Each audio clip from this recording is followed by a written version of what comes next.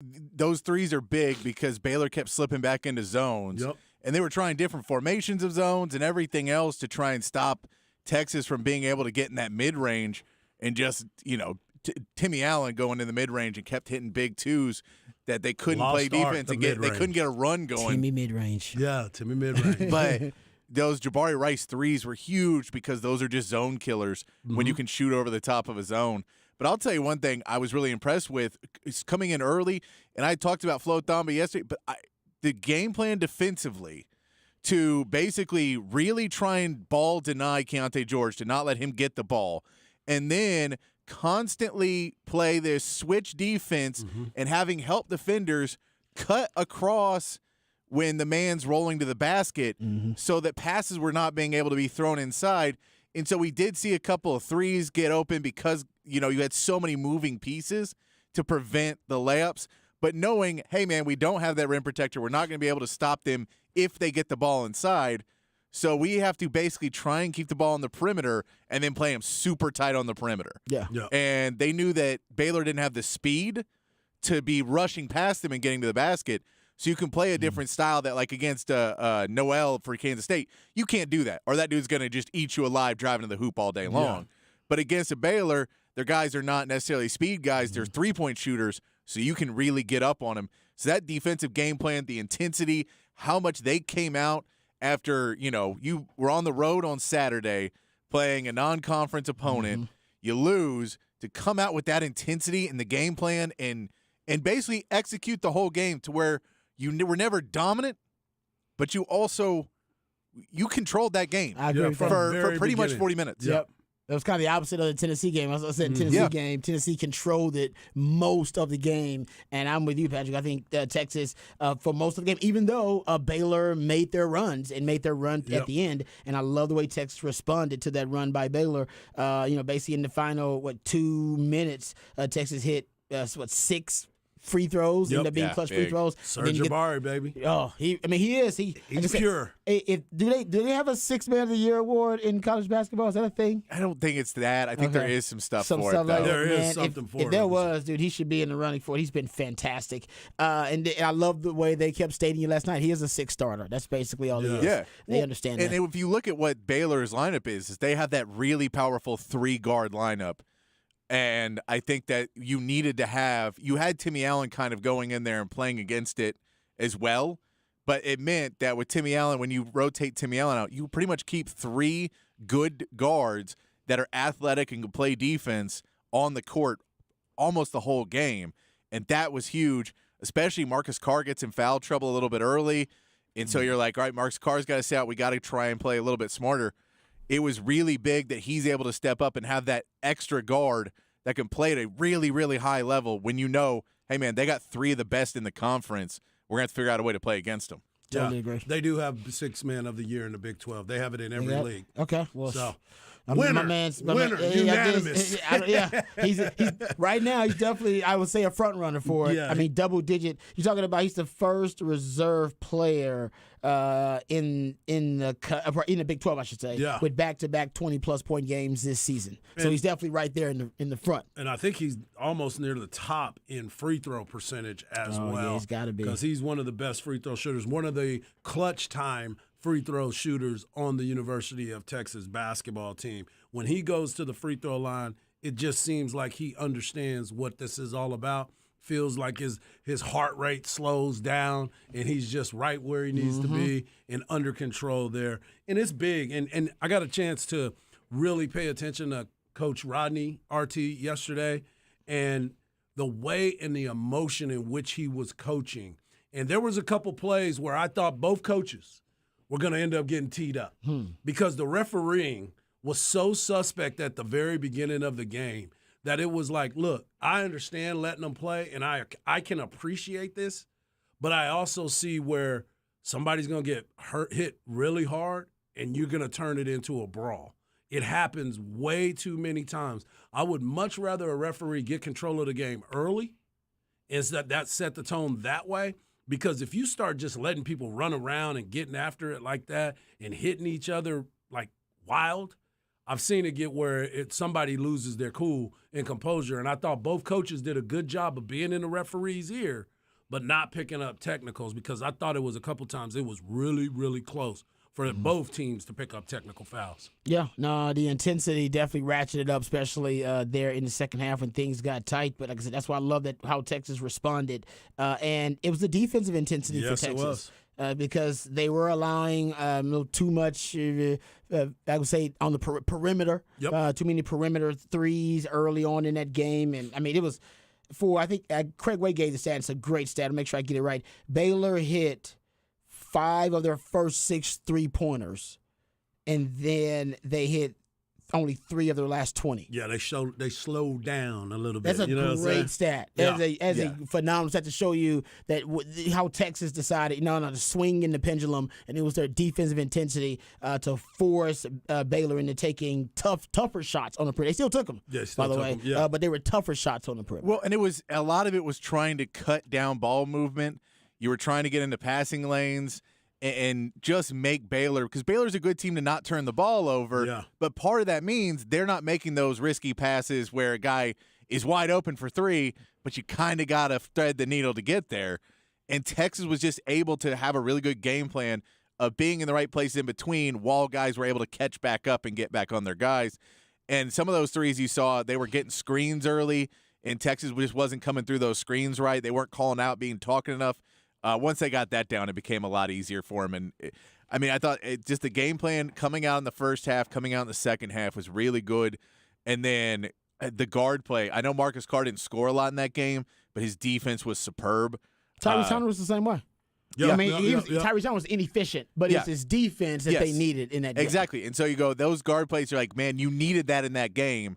And then the bigs did exactly what they were supposed to do, and coming out, and it's not easy for a Dylan Dessou or a Christian Bishop or any of those to come out and always switch out and double team and basically present the ball and leave your guy to run to the basket and trust there's other guys, and then try and switch back, and then you're waiting and trying to watch the play and make switches. Like, there's just a lot of stuff going on in that defense last night, and they all did a really good job to not let it get out of control more times than it did. There'll be a few times there would be a missed assignment or something would happen, but overall was just really happy with the game plan. And so now you go, hey, man, you got a long week now to game plan for the next one. Yeah. But you're going to have to. You got a game plan for 2 Essentially. teams. Well, you do. You get to watch them both tonight, by the way. Great You do, point, but hey, Howard. man, you really need to come back out and show K-State that last one was a fluke. Yeah, because I mean, technically, if you look back at that K-State game, both teams played well.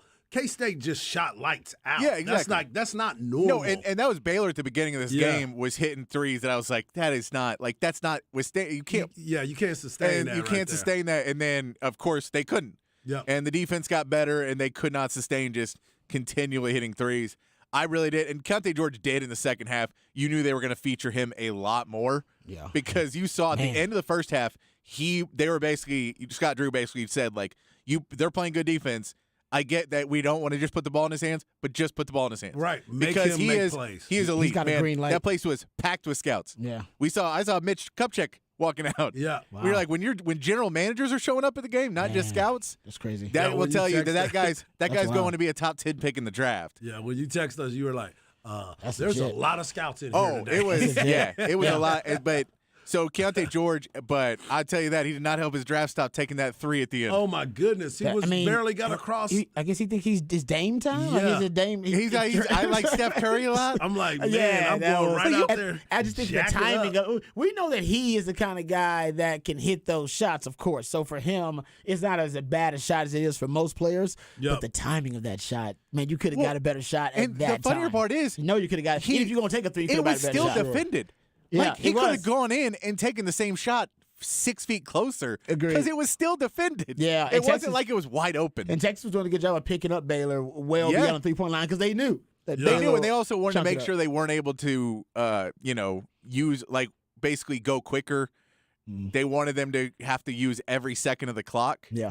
And so if you get on a guy, then now he's not necessarily sure. But Keontae George said, well, I'll just shoot this one real quick, and then we'll get it. Like, no, man, That is a open. freshman move. I'm always open. I'm but open he is, as soon as I come across the court. Yeah, he's really impressive. But I love that, Coach Rodney Terry, RT, he did challenge Timmy Allen. Here's the quote from Rodney Terry, quote, "The challenge was for Timmy to go out and guard a pro right now. He's going to be guarding pros next year. We need to have him give us his best tonight," and I thought he did that. When they talked to Timmy Allen about guarding Keontae George, he said, "I just tried to make him earn shots. I'll take tough ones, but if he makes it, cool. Head down, next play, make him work. Make him run, make him sweat, make him get frustrated, try to get up on him a little. But credit to him, he still got it going. But they frustrated him early on. But I'll give Timmy Allen a ton of credit, both ends of the floor, man. He had a hell of a game. I really thought he set the tone. Jabari Rice ended up having 21 points, but 15 of those came in the second half. But in terms of setting the tone early, I thought Timmy Allen did a great job. And you're right, it's the mid-range game. And he's I saw a stat. I'll give Hook'em Headlines credit because I swear I saw it. He's shooting 58% now on mid-range shots in the last 6 games. It's a lost art, man. The dude is mid-range Timmy, man. I'm telling Timmy you, mid-range. that's where you want to be because of the simple fact everybody thinks that the 3 is the shot, and because analytics told you that. If you can hit that mid-range, it's like Chris Paul.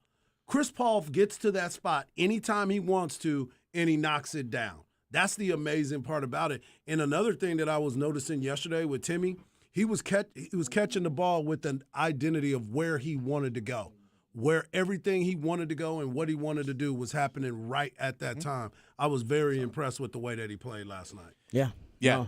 I think it was a female listener called him Timmy Tourniquet. Timmy Can always stop the bleeding. Yeah. He is. Well, but Yeah. that was the thing is I think there was a 3-minute drought in that game at one point where it was both Timmy. teams were on the drought at one point. Well, it was Timmy. We came in and it was like you get it to 9 and then it's 7, then it's 5, and then it's 4, and then Timmy hits a big shot. And it wasn't that he's doing anything big, but that difference between 2 points and 4 points and 4 points and 6, those all matter a lot of how you can play defense, how you can get in. Because as soon as it's tied, it's a game changer, and they just never really let them get all the way back in that game. Crowd was great. We take it to see, Jabari Rice and Timmy Allen really trying to get the crowd up because they're just like, hey man, y'all forgot? I know it's cold out, but come on now. Hey, you were there, Patrick, obviously, and you've been there for all these home games. You're working, but you're also there as a fan. Did they turn up the volume? Yeah. What? Because on the TV, I was like, my girl's like, do they have that as the break music for their in and outs? I was like, no, babe, that's the music in the movie. No. I don't know why it's so loud. So at the beginning of the season, it was really loud. And apparently people complained about it and stuff. And you were like, yeah, it's a bit much. It's a bit like it can be loud, but you can turn it down a little bit. And then they turned it down a lot. You were like, all right, whatever. It's not bad, but it's, you can probably turn it back up a little bit. And then whoever walked in now said, hey, man, the beginning of the year was nothing. And it is ear splitting. And then there's one thing they play where it's from Anchorman, Brick going loud noises. Yeah. And then they just like horns and stuff. We're trying to do a broadcast here, guys. No, seriously, Jeff House said he's going to bring earplugs from now on. Well, it's funny. Because you got to here's work. the fun part. And I was like, I feel you. I have microphones and headphones on, so it's magnified. And so I'm sitting here. We're trying to listen to studio updates and figure out when we're coming back, and we can't hear. That is crazy. We can't hear them coming back. It's absurd how loud it gets in there, which is great at points. But you're like, you know what? It really needs to be loud is when Baylor's on offense, we're playing defense, right. and we need to get it loud with authentic people yelling. In the timeouts, I don't think we need it to be this loud. Yeah, man, the music is. I was like, man, I'm just old. I'm not gonna complain because I feel old complaining about how loud the music is. And it's the thing is, it should be loud. It should be louder than it was for like the stretch. I think when the students were out, it got pretty quiet. And I'm like, it could be louder than that, but there's a happy medium between this. And it was so loud the other game. The public address announcer's mic was feeding back. Yeah, no doubt. Because it was so loud that it couldn't even do this thing it was designed to do. Come on, man. I know it is. On television, it's loud. So I know it's loud. It was a lot. Chris Button, she even tweeted out today. She said, Dear Moody Center, I would like to have my hearing back. Thank you. She's covering the game for ESPN and she can't even hear. Yeah. Trying to do those And they cover a sideline lot of interviews. games. Yes. So it is loud. I wonder if CDC, it should make it like a smart house or something where CDC can have an app on his phone. Where he could turn it up and down a little bit. Yeah. Just Scroll up, just scroll down. Yeah. That might be a little bit easier. Yeah. Okay. This was a female listener, number 17. She says, Timmy Tourniquet, a simple tool with big impact. The good kind of tool. There Yes. it is. There you go. We like There it that. is. No question. All right. There is some breaking news. A bunch. Do we want the sounder? What? There's two of them. Yeah, let's get breaking news. There's Tell two us of There's two breaking. This is the two first one. Let's get it.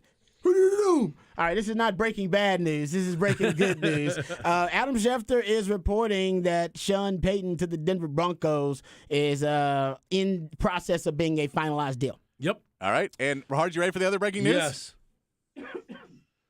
Since we're about to have Texans Tuesday, D'Amico Ryans has just now been named head coach of the Houston Texans. 6-year There we go, deal. baby. 6-year deal. That's not that 1 year. I'm just worried about it. D'Amico That's Ryans. another brother getting a job in Hey. Houston that may not stick I'll around. give it. Rob B called it. Hey, right in time for Black History Month.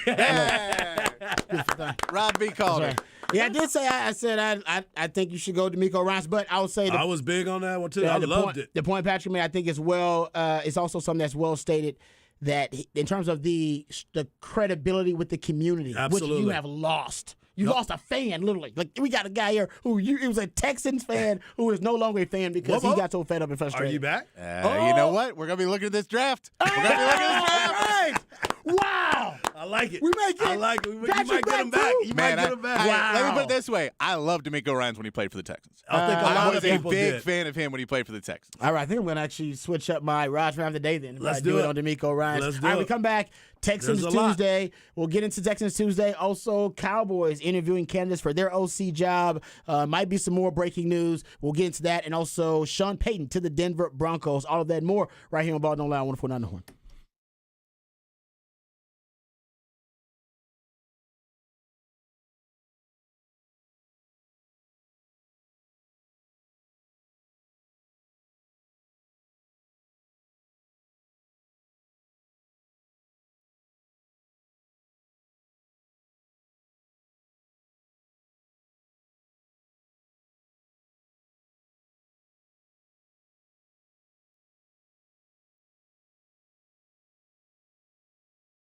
Hey, what's up, folks? Lifetime Longhorn Rod Babers here. We know that Austin is a beautiful city, thanks in no small part to the skilled craftsmanship of Ironworkers Local 482. They've been helping shape Greater Austin since 1935. And as the city continues to grow and thrive, so does Ironworkers Local Union 482. You see the labors of their love all over this great city and iconic landmarks like DKR Stadium and the Pennybacker Bridge. And my friends at Ironworkers Local Union 482, they don't go to the office, they build it. So if you're looking for an exciting new career, you can become a member of Ironworkers Local 482 and accept the challenge of becoming the best version of yourself while helping shape Austin's economic development. Right now, Ironworkers Local Union 482 are hiring 3,000 people. That's right, 3,000 people for a huge project. So become a member of Ironworkers Local Union 482 and take pride in the type of teamwork and craftsmanship that helps shape the future of this great city. So maximize your potential and be your best self today by applying at ironworkers482.org. That's ironworkers482.org.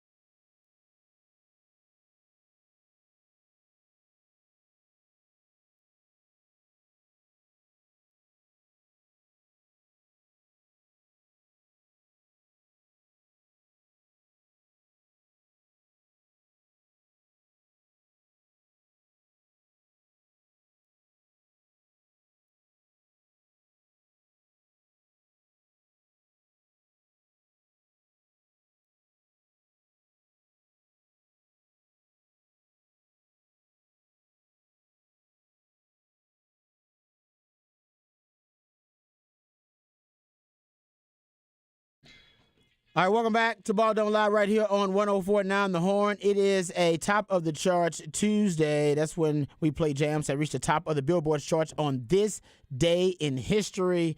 And, man, Michael Jackson 5 have Always. made appearances Yeah. on top of the charts Tuesday before. I'm almost sure of it. But, yeah, Jackson 5, man. Those little kids used to jam. No doubt. It still jams. I got some Jackson 5 on my phone right now. Oh, It's almost like they were jamming for their health. Hey, man, Joe Jackson. Hey, you ain't man. never see me beat them kids. Joe Jackson was a hard man. He was. He was a hard man. We got some random Jackson-related news coming up later on and off the record. Did you interesting. plan this? You plan this? I did not. I know. Top of the charts Tuesday is usually picked before the beginning of the Well, week. then we got some Jackson-related news coming like up, it. so that's coming up and off the record at 4:45. All right, let's get to the big news of the day. Texans Tuesday brought to you by good friends at Bud Light, so shout out to Bud Light. And also shout out to the Texans because my man Harge told you last segment, it is official. The Texans have decided to hire DeMeco Ryans as their new head coach. He was the former defensive coordinator for the San Francisco 49ers, but remember, he started his professional career with the Houston Texans and became a great player with the Texans and moved on to the coaching ranks with the 49ers and was most recently the defensive coordinator 2 years ago after Robert Saleh decided to leave to go to the Jets. And since then, they've had, I believe last year they were a top 5 defense. This year, they were the number 1 defense in the NFL. I said it when they were narrowing down choices and even interviewing with Sean Payton, and I said it during the season. I said, man, the Texans need to start looking at DeMeco Ryans. Yep. I said, I don't know what the issue is. They need to zero in on him and at least look at him. I didn't say hire him at the time because I didn't done the due diligence. I don't know if he was considered a guy adequate enough to really deal with the dumpster fire and the dysfunction of the Texans more so than anything. Not an indictment on him. But the Texans decided, no, he's the guy. And Nick Caserio, I'm assuming, is still going to keep his job and duties as the GM because he's going to need a lot of help because he's never been a head coach. And my biggest question, I got 2 questions for DeMeco Ryans. My 2 biggest questions will be, who's your offensive coordinator? That's number 1. Yep. Number 2 is, who's your assistant head coach? Because you've never had head coaching experience before, and I think you may want to bring on a guy who's been a head coach before to help you with all the kind of logistical stuff that you have to deal with. And who's the quarterback coach? I want to know who that's going to be too. Yeah, that's important because you're gonna draft the franchise quarterback. Yeah, this is your future. This is it. You got a 6-year deal. You need to make this work within them 6 years because we already know you got a high-quality defense. You talked about it. You got number 2, and I believe you have number 12 in this draft coming up. So you want to make sure that, or is it 23? It's one of those.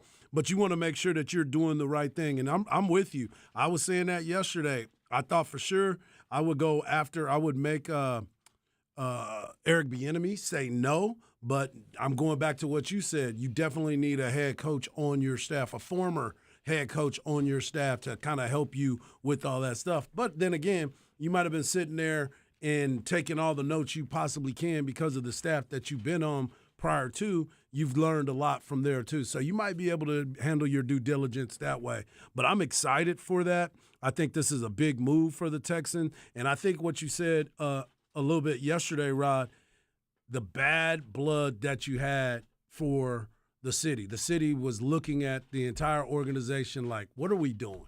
They stopped coming to games. Patrick left them, and now they got an opportunity to get the city back behind them. And I thought the biggest endorsement yesterday was when I saw J.J. Watt post a picture of him and DeMeco together. That's where I knew. I was like, uh-oh, it's happening. Yeah. It is happening. This is what it's all about. So, and he's a class act. What do you want for your representation of your company? I mean, you want somebody that's going to be the face of your business that's reputable, and he is definitely that person. He's well respected amongst the league, and I bet you there will be a lot of people that give him a call and say, I would love to be a part of your first staff for the Houston Texans because they see it. There's talent. You brought it up. You got 2 bookend tackles that are there for you, so you got some guys that are going to put in the work. We just talked about the defense and the young up-and-coming talent that you have. You got a potential lockdown cornerback that is there in Stingley, and you got Jalen Petrie, who's a heat-seeking missile. You got some talent over there, man. This could turn around pretty quick. I'm not saying they're going to win the division or anything like that right away, but they got pieces. They got a lot of pieces. Yeah, and they got $37 million in cap space to work with as well. And you brought up the draft picks. I mean, they'll have 12 total picks. They got 6 picks in the top 103 picks. They got 2 first-round picks. I mean, they have a lot of draft capital, and they have a lot of salary cap room. So there is a lot of building blocks in place, potentially, for Nick Caserio and for DeMeco Ryans. How he builds the coaching staff, that's the next thing for him. But he's got a really good coaching tree that's from Shano's coaching tree, from Kyle Shanahan. So he can pluck from probably Robert Saleh's staff, Mike McDaniel, probably, obviously the San Francisco staff there as well. So he's got roots. And as you talked about, he's well-liked. So that's a big part, build the coaching staff. And don't forget, the salary cap news came out yesterday. It went up. So now it says that the Texans currently have $40 million in cap space now. So that's going to be huge.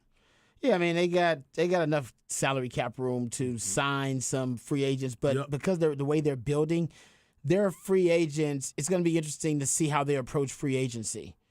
Because they're not in a win now mode. Right. They're in a rebuilding mode. So I would love to see exactly how they're going to approach it. I probably would spend my money on lines of scrimmage in free agency if I was them, and just how to help my quarterback. I probably just build it around helping the quarterback. If I don't have weapons for him, I'd bring in some weapons for a young quarterback. And your offensive lines already got your bookend tackles. I might bring in help on the offensive line to protect my young quarterback. Well, here's some potential free agents that are out there right now. I'm just going to go with wide receiver. I'm not going to talk about quarterback because of the fact they're going to be able to draft the quarterback that they want. So I'm not even going to go there. Juju Smith-Schuster, Jacoby Myers, Darius Slayton, DJ Chalk, Alan Lazard, Paris Campbell, Markel Hardman, Nelson Aguilar, Mac Hollins, who used to be with the Raiders, Jarvis Landry, and Odell Beckham Jr. are potential free agents at the wide receiver position. I don't like any of those guys. And then you look at the tight end position, potential Dalton Schultz, Evan Ingram, Mike Jaminski, Jawan Johnson, Irv Smith, Hayden Hurst, Austin Hooper, Robert Tunyon, Jordan Atkins, Foster Monroe, and Donald Parfman. Yeah, no, those guys are really worth long-term, acquisition. So I can see him doing what he's done actually the last 2 years. He's been there, just signing a lot of 1 year and 2 year deals with guys. And Deontay Foreman's a free agent too, by the way. Deontay Foreman might be a nice pickup. Yeah. Because you want to run the rock. Yep. That'll protect your young quarterback. That might be a nice pickup. And he'd come cheap. He'd be really cheap. Yeah, put him in a system with Dameon Pierce. It's a good 1-2 punch right there. Yeah. And Dameon Pierce, I mean, that's the problem last year. He just wore down. Hit the rookie wall. He used him too much. Yeah, and I mean, and then it's remember if Mechie is able to come back and play, he's a guy that just has been out this entire year with leukemia. But if he is able to come back and play at a high level again, then you're basically adding another top wide receiver. So there's a lot of pieces. Oh yeah, I forgot about Mechie. Yeah, there's a lot of pieces that are kind of there but not underutilized. And then it comes to the question of Brandon Cooks. Do you keep Brandon Cooks to keep a veteran, or is he part of the old regime and you may want to move on and you try and trade him and get more picks and bring in more young guys and go, hey, man. You'll get a first-rounder for him. His track record will let you know you'll get a first-rounder for him. Well, unless you're Bill O'Brien. Unless you're Bill O'Brien. That's right. That's right. Screw it up or Jerry. Also true now. This is also true now. Yeah. But no, I'm with you. I let Brandon Cooks go.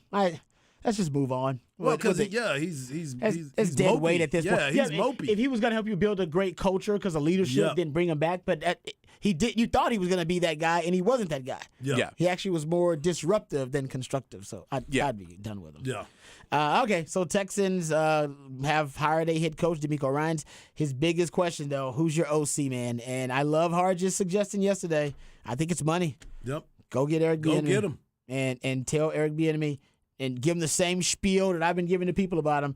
Dude, you're never going to be a head coach there with Andy Reid. If you don't want to ever be a head coach, stay with Andy Reid. Absolutely. And stay there because there's safety there. But if you want to be a head coach, you got to roll the dice on yourself. I'm willing to take a chance on you. Come to the Texans. You'll call the plays. We'll draft you a great young quarterback. Bring all that great, conceptual knowledge from the Kansas City Chiefs and Andy Reid to the Texans. Let's go. And then let's prove to the world, he was calling the plays. Right. What we've already been told forever. Well, Andy did say he was calling the play, but now I know he's calling the plays. He did help develop a multiple-time MVP finalist quarterback from a rookie. Right. And nobody's giving him credit. Nobody's giving him credit. That's why he's in the coaching friend zone. Like, he'll never be a head coach. He'll just be what he is right now unless he leaves the Kansas City Chiefs and proves to the world, he was calling plays there. That makes it. Andy Reid, I don't know why I thought Andy Reid was a liar. He was a liar being dishonest, but nobody believes Andy Reid that he's calling plays. No. He's got to go prove that elsewhere. He's just trying to hook him up. He's just looking out for him. Just That's all he's looking out for a brother. Exactly. It's like, well, he's not gonna he's not gonna just lie and make that up. But apparently, people think he's making it up. Don't worry, he come to the Texans and everybody be like, I think Casario's on the headset. Hey, Casario stand on that headset, man. That's why he hired D'Amico Ryan. That's exactly right. D'Amico be on the headset. He's like, hey, you can do whatever you want to do, boss. Hey, let's talk about the years guaranteed. Yeah. How about we start at 6? For real, 6. Yeah, you're right then about you that. could be on the headset. They got. You know what? He's got probably more job security early on than most first-year coaches. Oh, yeah. Because they are coming off back-to-back one-and-dones and back-to-back black one-and-dones. You can't go back-to-back-to-back black one-and-dones. And you fired everybody's grandpa. You know what I'm saying? Both coaches was somebody's grandpa. Yes, yeah. And the only reason I'm bringing up the black thing is because the NFL still does have a discrimination lawsuit against it. Oh yeah, and they just of former and current coaches. I was going to say, and it just got intensified when they hired Frank Reich and not Steve Wilkes. Yeah, he hasn't joined it yet. His lawyer is has threatening started it out. Yeah, his lawyer has started it. Yeah. He has said that he is not, like, he came out and was pretty. It was very cordial, very nice, and thanks for the opportunity. That's the smart thing to do. That's and the why lawyer came out and was like, no. We coming with flames, bro. And they bring in receipts. Because wasn't the World on the Street was that Kellen Moore was the runner-up? Yes. Yeah. So he wasn't in the run-up. That means he must have been third. He was in there. But I think they said there was the 3 finalists. They probably told him he was runner-up too. Everybody thinks everybody was runner-up. That you was close. Exactly. You got number 7 on the question sheet, on the questionnaire wrong. I was looking for a different answer on number 7. If I was that guy, if I'm doing the hiring, everybody else who didn't get a job, man, you was runner-up. Yeah, man. You was right there. You was runner-up. I'm not at liberty, but really? I'm the offensive quality assurance guy? Yeah. Exactly. Hey, bro, you should believe in yourself. You was runner-up. I thought you did great. Yeah. You worked hard, man. If you would have got number 7 right, I mean, the way you worded it, I didn't like it. I didn't like it. It's not the standardized test. It's an answer test. It's an answer test. Essay style. Yeah, you're not filling out Scantrons, bro. Oh man! All right. Well, the Cowboys. We'll get to that. They're interviewing Jeff Nixon. For those just speaking of the Panthers, actually, he was most recently with the Panthers as their running back coach and assistant head coach, actually, and he was the interim offensive coordinator when they fired Joe Brady, actually. Yep. He was interim OC there for a while, but he's been with the Panthers for a while. He did no doubt, a marvelous job as the running backs coach. He sure did. The Panthers. With that crew that he had. With Chuba Hubbard and Deontay Foreman, getting back to Deontay Foreman. After Christian McCaffrey got traded, coaching those guys up. Yeah. That's why Jerry likes him. He got rid of the money guy, and he did it with two cheap guys. I'll take it. That's that's why Jerry likes him. That's what you need, Cowboys need for sure. That is what you need. I mean, the Cowboys are paying Zeke like $12 million a year. I think Kansas City spending like $6 million on their running backs alone, like total. Yep. And Philly spending like $4 million on their running backs total. You can combine their running back total. Yeah, I saw that. Total allocation for their salary cap for running back, and it would still not be as much as the Cowboys spend for Zeke alone by himself. Yeah, that's all. That's what we do, so, man. Yes, I hope he does. Everything's big in Texas, bro, including them checks. But we know that Jeff Nixon, doesn't matter who he brings in as the OC. Right now, the word on the street is Mike McCarthy's calling the plays, and it's Mike McCarthy's offense. Yeah, you're coming in as just someone who can help as a creative contributor for the most part, conceptual contributor for the most part, but it is his offense, which I think Jerry's right for putting that kind of burden on Mike McCarthy. If you are, you are the guy that was You the reason. are what you say you are. If you are what you say, you're grateful. And we know he's not because he lied during his interview. But if you are the guy that helped Aaron Rodgers become an elite quarterback and help him become a Super Bowl quarterback, work that same magic on Dak. It's basically what he's saying. Yeah, but I prefer him get somebody outside of the organization. I prefer him going and get a guy like Nixon or another quarterback's coach or another offensive coordinator that did not be a part of the Dallas Cowboys system. Okay. I think that's important for me, strictly because of what you said. Everybody knows they didn't correct Dak when they were there. So why are you going to be able to change it now? Go get some fresh eyes, somebody who hasn't been in that locker room with him, hadn't been in that film study with him, and try to figure out what can we do to fix what you had last year. Mm-hmm. And that's important. I think that would be the best move for the Dallas Cowboys at this time. Yeah, I'm with you. I agree with you, actually. Go outside the organization. Go outside. If we always say the definition of insanity, all right, doing the same thing over and over again, expecting different results. Yep. You've been too homegrown of an organization, whether that be with the roster and draft or even been promoting from within for the coaching staff. Yeah, go outside and get someone who can have an outside the box opinion on the organization because they haven't been a part of it. Exactly. So fresh ideas. Yeah, fresh ideas. I agree with that 100%. And as a Cowboys fan, I'm sure that you've been a little frustrated with that homegrown formula. For sure. It does have its benefits, but at this point, I think the Cowboys have gotten a little. They've abused it almost. Right. Because the homegrown. It's almost to me. It's an easy way out for the Cowboys instead of actually going to do your due diligence and find the best person for the job. You just look in house and go, that guy can do it. Yeah, he's pretty good. He looks good in our uniform. Yeah, he's pretty good. But is he the best person for the job? Exactly. You don't know unless you go out there and interview as many candidates as possible. 100%. Okay, let's get to the flex on the other side. Everything's canceled for the flex. Yeah. Spoiler alert. Yeah. But we do have a little bit of flex to get to. We'll do that coming up right near on 104 Down the Horn.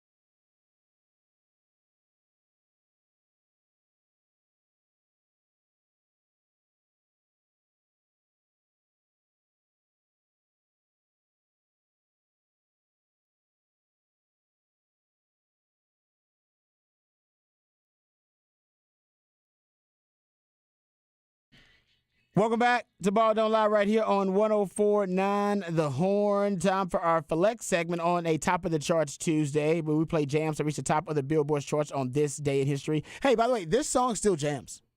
Yeah, and there's multiple versions. This is the Carpenters version. Yeah. That was number one. Hey, man, shout out to the postmen who are having to work today and tomorrow, and everybody who's having to work today and tomorrow. Man, Shout out to y'all. Shout out to us. As a former postman, man, whoever came up with that sleet nor rain nor that guy sucks. Not a fan.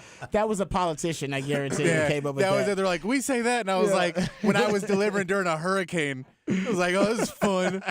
Oh man, I forget you were a postman. Yeah, I was a mailman. That's My man's wild. been everything. That's pretty wild. You know what happens when you get fired in radio and you're like, I don't want to talk to nobody. Yeah. Hey, you put mail in mailboxes. No, the postmen or women, by the way, they don't walk anymore. They'll ride the little. There is some that they are some walk. They And like some certain of them areas drive of town, their own cars too. I Yeah, had to drive my own car. I don't think I've seen one walk in years. No, but if you go to, it's because there's certain areas where it's like, You have to. they kinda have walk it in the door. Yeah. So the people that have like to put it in the door, those areas, but it's much more rare. Yeah, no, It's still in all the training. Yeah, no, it's like seeing like I remember when the trash men disappeared. Remember that? When it used to be like a trash truck with like 5 or 6 dudes on it. They were Jumping like, off the back they'd be into like, different they were like a crew. yards. They'd be hanging out, kicking it. Like, hey, what's up? Hollering at you. And I remember the day when they was all gone. It was just a big truck with a big arm, automated arm, picking up trash cans. And one dude in there just rolling through it. I was like, I know the trash man. Yeah. Gone. Yeah. I mean, I saw the other day they were coming through down right near you where you live. They had a crew? And they had 2 guys running off and pulling them up and throwing them There in. you go. I Yeah, miss those days. yeah. These guys are working hard, though. All right. I miss those days. Well, they took off today. They took off today. All right, everybody, hope they're being safe out there with these frigid conditions. Also, go check out Flex, FLXATX.com, FLXATX on all of your social media platforms. They do have basically the cancellation of all the games. That's up there for you, too. Yeah. But you can go check out my man Anthony Williams has his showcase. Remember, that's happening February 5th. If you need any details about the showcase, you can go to FLXATX.com. Remember, it's for unsigned seniors, high school football underclassmen, JUCO, transfer portal players. If you just need to showcase your talent, you need to get some actual times, confirmed times, electronic times on paper for scouting purposes. You can do that. There will be eyes there from different level universities looking out for players to try to see if somebody pops, so you can go out there and enjoy it, but also you can go out there and try to showcase your talent.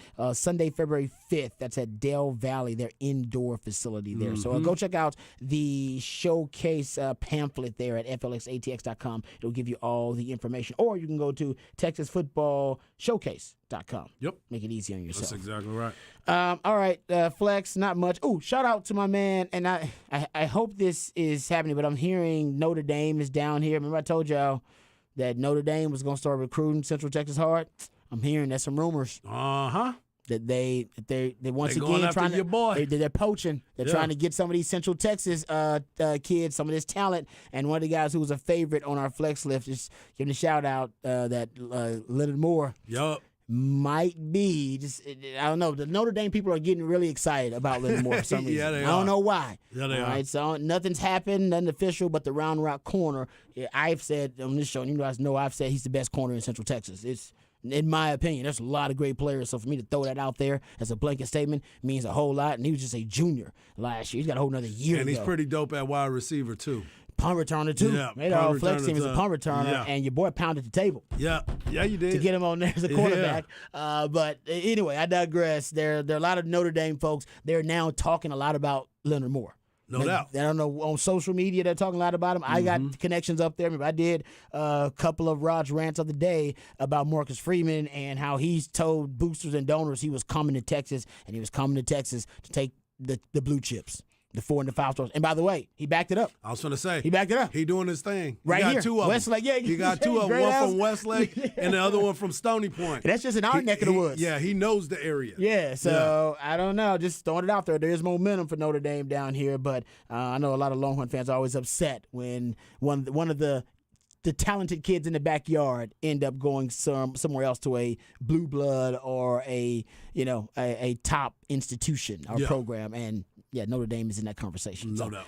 We'll let you know if something else happens there, but that is just in the rumor mill, if you will. All right, we come back. We'll get into Big 12 football schedule being released. There's also breaking news because the Denver Broncos have traded for Sean Payton. He's going to be their next head coach. We'll give you some details on that. Also give you some details on the Texans hiring of DeMeco Ryans. We'll get into that as well. Lots of breaking news. All of that and more right here on Ball Don't Lie on 104.9 The Horn.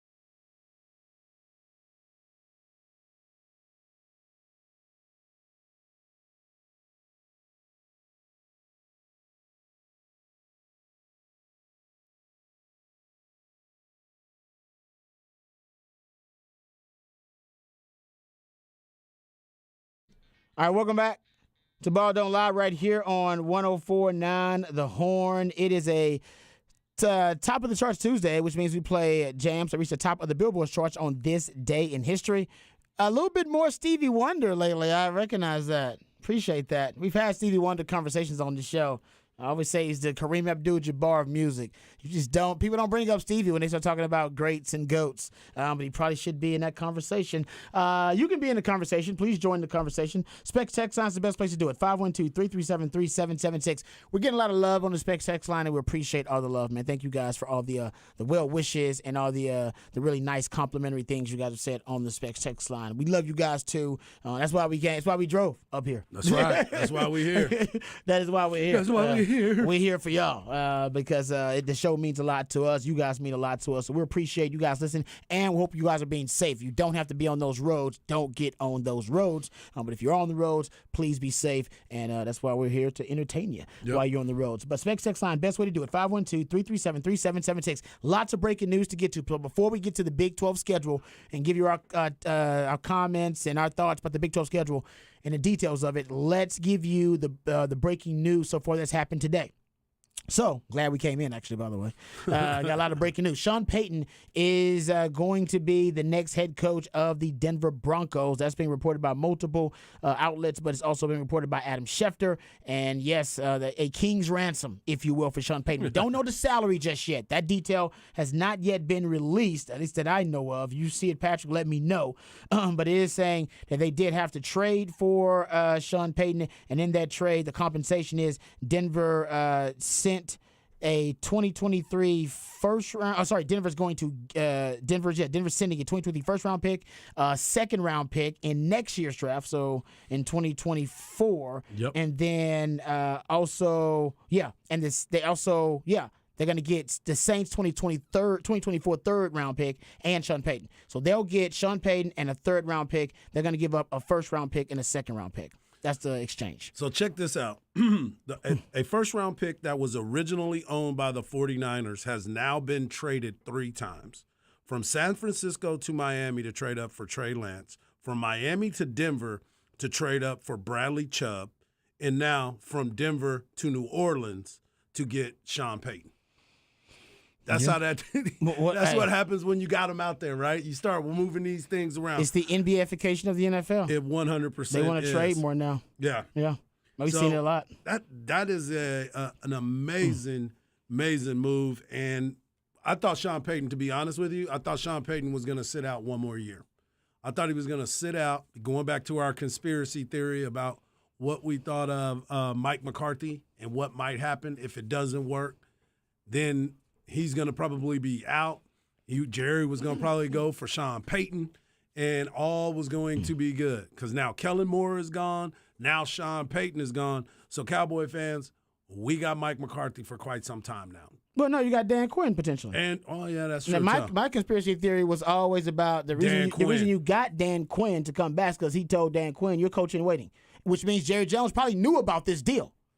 Jerry knows a lot. Yeah, Jerry Jones is basically the commissioner of the Owners Association. Yeah. So he knows what's going on among the owners. And Jerry knew probably at the time, all right, they want Sean Payton or they want DeMeco Ryans. All right, damn it, I'm not going to get Sean Payton. All right, so I got to get Dan Quinn. And I guarantee the way he keeps Dan Quinn is you pull him in there and say, Dan Quinn, if we don't make it to a Super Bowl or, if we're not in a conference championship, Mike McCarthy's going to be gone. Yeah. And you're going to be my guy because Sean Payton's going to have another job. I'm already hearing that. Yeah, I think that's my conspiracy theory. And by the way, my conspiracy theory is looking less and less like a conspiracy theory every day and looking more and more like a logical. I was going to say, looking more like facts. A logical prediction. All right, logical conclusion to come to. Okay, so here's the skinny on this, and we don't know which one is more factual. But Adam Schefter and Ian Rappaport, both extremely good at their jobs, very credible sources, have different opinions on how the DeMeco Ryans Sean Payton timeline lays out. So what Ian Rappaport is basically saying, and by the way, for those who don't know, DeMeco Ryans has been hired by the Houston Texans. And Ian Rappaport is hinting that the Broncos actually were zeroing in on DeMeco Ryans as well. This is what he tweeted out 25 minutes ago. He said, the Broncos last few weeks zeroed in on DeMeco Ryans secretly tried to lure Jim Harbaugh from Michigan, negotiated a Sean Payton deal, tried to hire Ryans again, and then finalizing the hire of Payton as their new head coach. He's claiming, also a tweet from Ian Rappaport, unbelievable, the Broncos spent today trying to hire DeMeco Ryans again today before he recommitted to the Texans. Says sources say when he agreed to terms with the Texans, they moved and finalized the Sean Payton deal. That's what Ian Rappaport's reporting, but Adam Schefter, all right, Shefty, he has a different take on things. He's got other sources, and he says timing of today's two hires was completely coincidental. The Broncos were zeroed in on Sean Payton and didn't make any contact this week with DeMeco Ryans or his agent. Denver was focused on Payton and Houston on Ryans. Yep. So here's a person that I've had interviews with before. His name is Mike Cleese, and he's covered the Denver Broncos for a long time. He said Broncos did not, capital not, have any contact with DeMeco Ryans or his rep since Sunday. Since Sunday. Yeah, Sunday. While Sean Payton, Jim Harbaugh, and DeMeco Ryans were all at the forefront of the search at various points, focus turned to Sean Payton and the Saints on the trade by Sunday, Monday, and today. They were working on the trade since Sunday. So could both reports be true? They can both be true. In the sense that, yes, that DeMeco Ryans decided on Sunday that... As soon as the loss happened. Remember that, because they had Very to true. play. But there were also reports on Sunday, and Patrick, I don't know, you might have seen these too. There were reports that DeMeco Ryans, that he was canceling interviews because he had decided that he wanted to take the job and he had become the front runner. Yes. Yep. That was around the weekend. Those reports were going out there. So yeah, didn't they do a Zoom with him prior to that, like that Friday before we left? Matter of fact, I think you're correct. they did a Zoom because he was getting prepared for the game. Yeah, so you're they right. did that Zoom, Yep. and then as soon as it was over, boom, they went right down there. As soon as it was over, he flew into Houston, got the actual interview again, the second interview, and it became official. Okay, I can see. Yeah, both things can be true. I think for also we don't know the price tag of Sean Payton. You said this before, Patrick.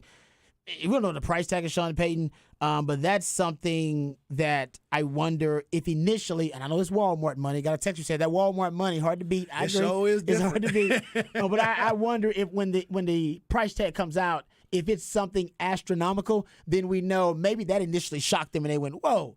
Man, let's say we can get DeMeco Ryans. This dude's asking for what? How much? 25? And the picks, And the especially when the report came out that they may want even more. Yeah, that they wanted two first. But they want got two. more. So you want our first this year and our first next year. Like they may have been a little bullish on that, which makes sense. And I think for DeMeco Ryans, it makes sense that he goes, man, look, I don't know that ownership that just fired a coach in his first year. Yeah, I do know the ownership who fired two coaches in 1 year. I've known the McNairs, so I've known Cal and I knew his dad. I've known them for 15 years. Yeah. So I have a ongoing relationship with them. So at least, even though I know that he may not be the smartest guy in the world or whatever, I have his ear because I've known him for 15. I've known him longer than Casario's known him. I've known him. So maybe I can get a little bit more done on that end than if I go to the Broncos and then they don't want to keep me either because they want Russell Wilson to be good and I'm a defensive coordinator. Yeah. Like I'm a defensive guy. And we know there's also a report the Texans made an offer for Sean Payton as well. Yeah. If they made an offer. We don't know what the offer was. But they made an offer. We don't know exactly what it was, but that was out there too. So I think the Texans and the Denver Broncos just both wanted the same. They were both in love with the same girls. They both, you know what I mean? They both had hots like for the R. same Kelly chicks. and Usher. Yeah, exactly. The right? same girl. It happens sometimes, man. You're like, hey, man, we both got the hots for the same chick. And I think that happened with the Broncos and the Texans. And honestly, I would have been fine with either one of those hires as a Texans fan. So I'm glad they got DeMeco Ryans. I'm saying that since the season started that he should have been the guy for him. I think it's a good hire. I'll get into that a little bit more in Rod's rant of the day. All right, those are the breaking stories from the NFL headlines. Let's get to the breaking news at the college football level, gentlemen. The Big 12 made the Twitterverse today because it released its schedule around 1 p.m. The schedule's released for the Big 12. So we'll start here close to home and then give our thoughts about the rest of the Big 12. But the Longhorns lays out. Here it is, gentlemen. Rice at home to start out the season. Then you got Alabama on the road. Then you got Wyoming at home. Baylor on the road. Then you got come back with Kansas at home to open up October. You got Oklahoma, of course. That is in the Cotton Bowl in Dallas. Then you got a bye week right after Oklahoma. It's a damn good place for a bye week. It really is rare. I can't remember the last time that happened. We got to research that. You got U of H after the bye week, so you're going to H-Town. Oh, right. Yeah. We might have to make that trip, man. We are done. Let's make that trip, go to H-Town, man, for real. It might be a field trip, football don't lie. Then we got BYU at home. Man, you got to play BYU. You'd much rather play them at the crib. Smooth off a bite. Then you got K-State, the Big 12 champion, at home.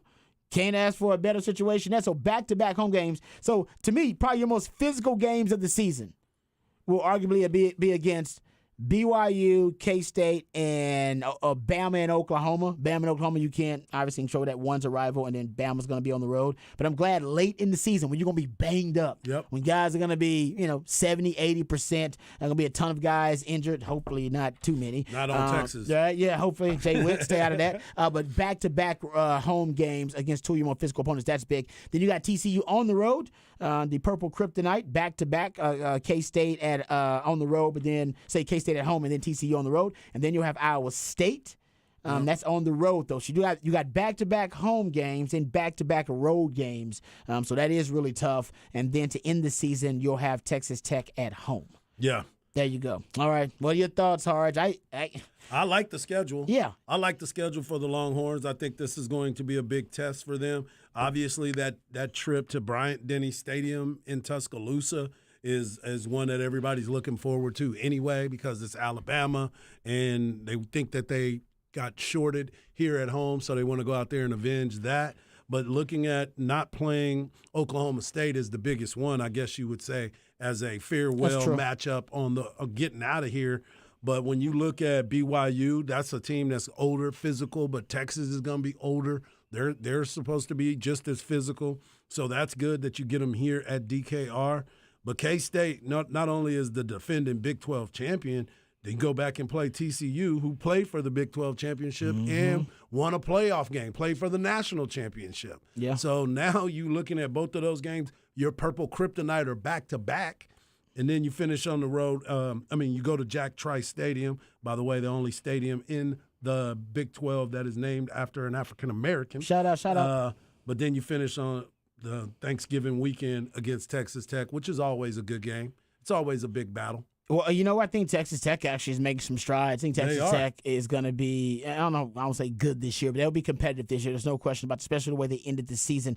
But with TCU losing a lot, right? They were a veteran team, most experienced team in the Big 12, so they lose a lot. You got your boy Chandler Morris at quarterback, though. Yeah, you got Chandler Morris. He's going to get a shot. They wish they had Max Duggan coming back, I'm sure, at this point. Honestly, the truth is, in terms of that back-to-back, that back-to-back road test there at the end of the season, TCU on the road and then Iowa State on the road in back-to-back weeks. I think I'm more worried about the Iowa State trip than I am the TCU trip. Well, you know how tough it is to play up there in Iowa State every single time. That quarterback's coming back. Yeah. Deckers. And he played well. Oh, yeah. But he don't have that big wide receiver coming back. They don't, man. But they'll have something there, and that one worries me a little bit because TCU's going to lose a ton. Has Matt Campbell lost his luster? Yes, of course. Yeah, it's not shining near as bright. He should be the head coach of the Detroit Lions right now. He should. He messed that up. They called the wrong Campbell. Exactly. He knows he messed that up. He should have. You got to cash that lottery ticket in. He kept that lottery ticket in his pocket, washed it, and lost it. Yeah. And then no, my lottery ticket. I know I had a winner. Oh, damn. I wrote my name on the back of it and everything. His wife is looking at him every day like, we could have been gone. We could have been gone. We could have bought ourselves. Honey, we could have lived in Detroit. We could have. You lived in Detroit, but you own an island next to Tyler Perry. There you go. There it is. That's the way that works. That's true. That's true. All right, getting back to the schedule, though. But, no, you're all right. He didn't lose. He lost his luster. But you know what? I don't think Mike Campbell has a problem with it. Yeah. I think he's perfectly fine being there at Iowa State. I think so, too. And think about how many times Exactly. I think he's fine with that. And think about how many times they were close last year. Oh, I know. They were right there. Close to beating Texas. They were close to beating a lot of teams. So I think Iowa State will bounce back, actually. And remember, they have been recruiting really well because of the Purdy that Purdy regime there when they had them and what's the name of the Kohler, the tight end, Brees Hall. Yeah. They had their best recruiting years when they had that group because they were showcased. Now they didn't win a lot. Right. They probably should have won more, but they did some recruiting. So we know Matt Campbell can develop talent. But anyway, getting back to it. Okay, let me say this. Let's take the Alabama game out of it because obviously Alabama is the toughest road test for Texas, no question. But other than I want to on the count of three. How about this? We just do it simultaneously, all three of us. Okay. If you guys are looking at the schedule, are you looking at it right now? Hold on, I'm pulling back up. Yep. Okay, let me tell you. I'll tell you the road games. Okay. And Alabama's out of it. All right, the road games are Baylor. I guess, you can say Oklahoma if you want to. It's away from home. So you say games away from home. You can say Oklahoma if you want to. Okay. There's U of H. Mm-hmm. There's TCU, and there's Iowa State. Which one of those road games, road tests away from home, worry you the most? Not counting Alabama, correct? Not counting Alabama. Yeah. That's too easy. Yep. Right? It's too easy. Yep. All right. On the count of three, I want you to tell me which one worries you the most. 1, 2, 3. Baylor. Iowa State. What'd you say? I said Iowa State. I said Iowa State too. Baylor. Mm-hmm.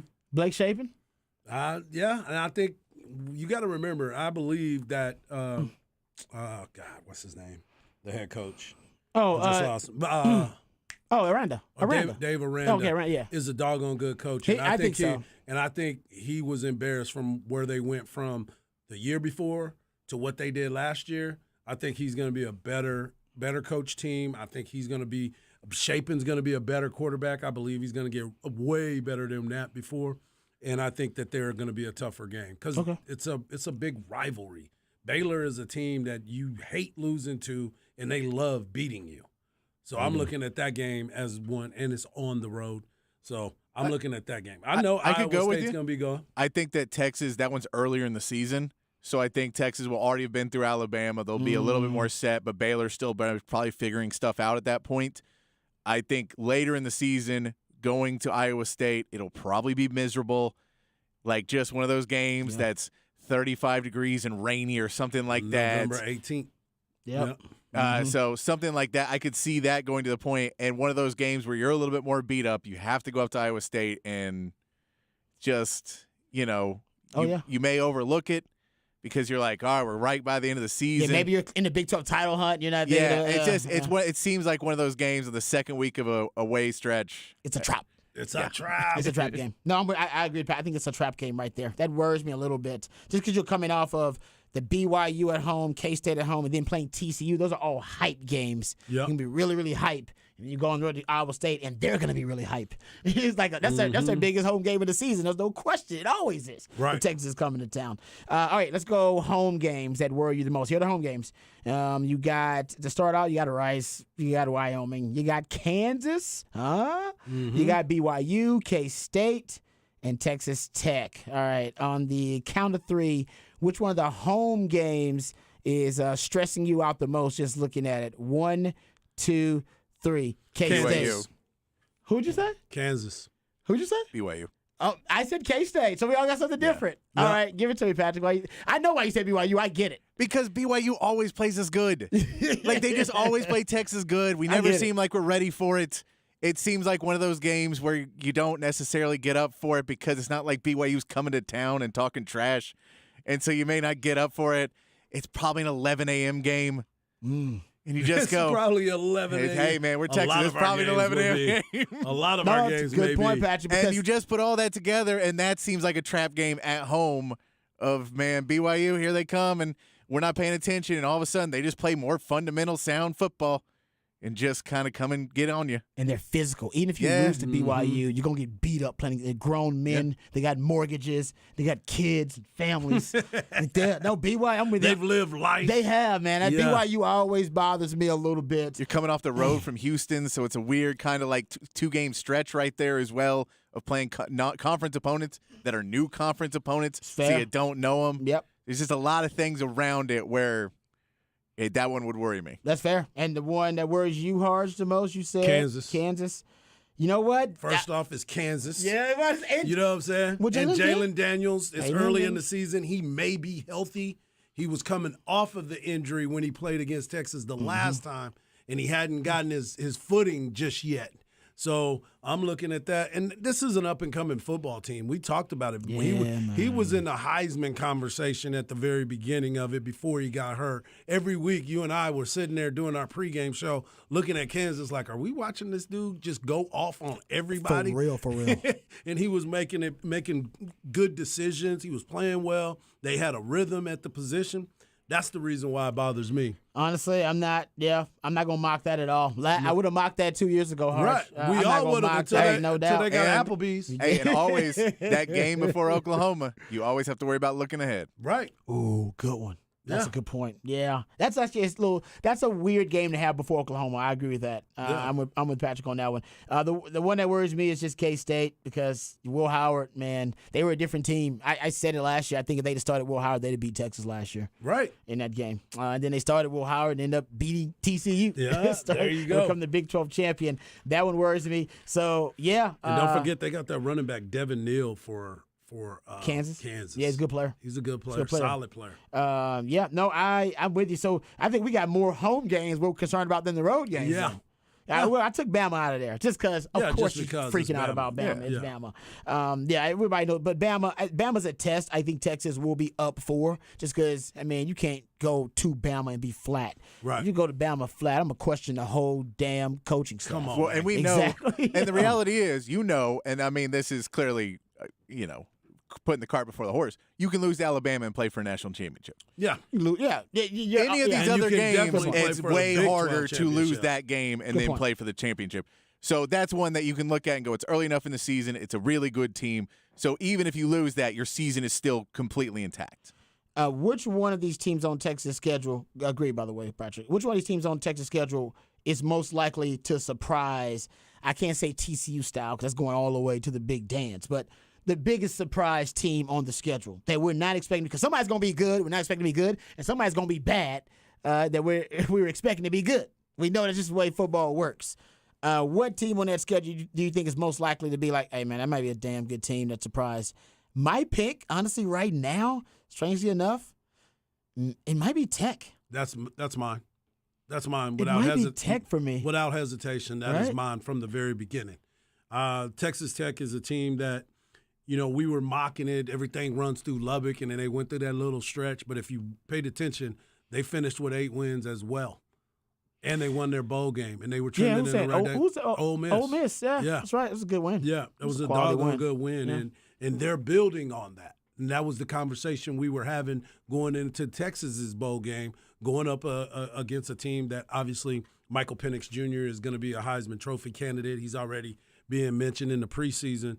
And we thought that was going to be the game. You knew what you were going to go up against. But Texas Tech going and beating Ole Miss in the bowl game in the state of Texas and finishing strong. Joey McGuire's got that thing cooking up there in Lubbock. Patrick?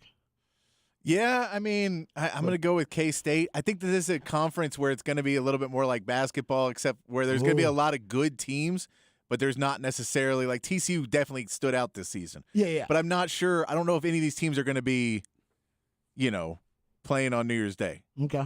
I don't know if anybody – Texas and Oklahoma would probably be the two that you'd look at and go just because they're blue bloods. But they haven't proved it in the last few years either. That was the case, yeah.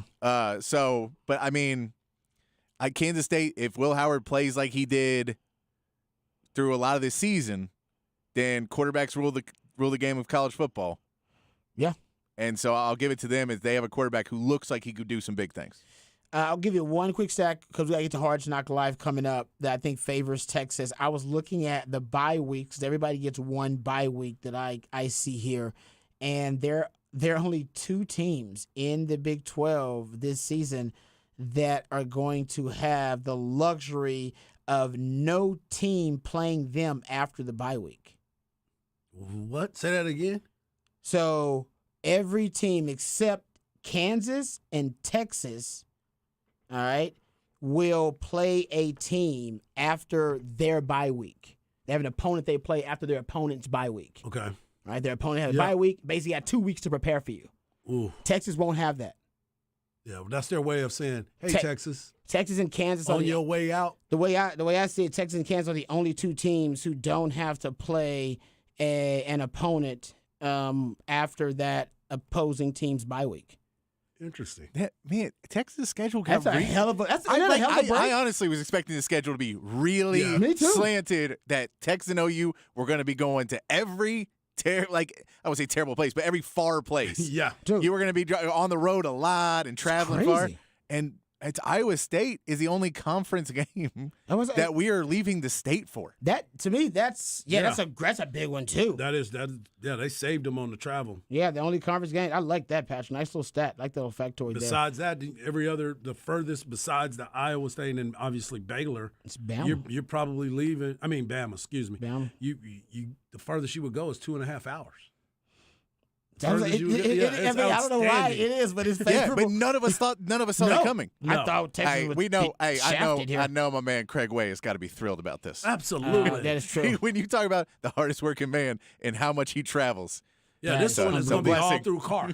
This one's all through car. Yeah, it's going to stop at all those diners, drive-ins, and dives and stuff he like that. He should do that. Oh, Craig. He should have he does that. I'm talking about he should have a film crew. He already the travels of Craig Way. Oh, man, we've already suggested Every that. Dairy Queen. We suggested it for LHN years ago. LHN doesn't listen to the people. All right, we'll come back. You got to give the people what they want. What you got coming up for the people in Harsh Knock Live? Well, since we're talking about college football and these new schedules, The Athletic did a report just recently that talked about the hottest hires in the college game this year, and I wanted to get you guys' opinion on that and talk a little bit about that. All right, talking about the college football coaching carousel. We'll get into that a little bit more when we come back right here on Ball Don't Lie, 104.9 The Horn.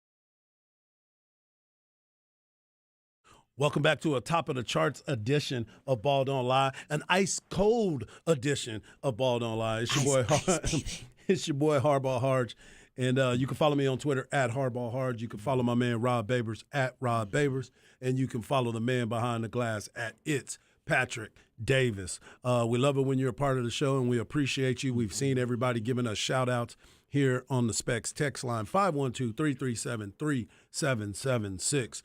And I wanted to talk about this because obviously the schedules are coming out. Different conferences are releasing their schedules as well.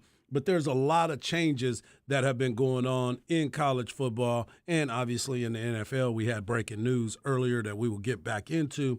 But the biggest breaking news of the entire offseason was in college football was Deion Sanders going to Colorado. It created a major buzz. Him leaving Jackson State. There was so much that was happening. People were saying that he was turning his back on the HBCUs, which is far from the truth. But he got an opportunity to go to the big leagues, as they like to say. When you get a chance to go to a Power 5 school and get your opportunity to coach some athletes and be on the same level as some of these other coaches, and you want to test yourself. You want to see what type of coach you can truly be. And a lot of people were kind of questioning, Colorado? Why Colorado?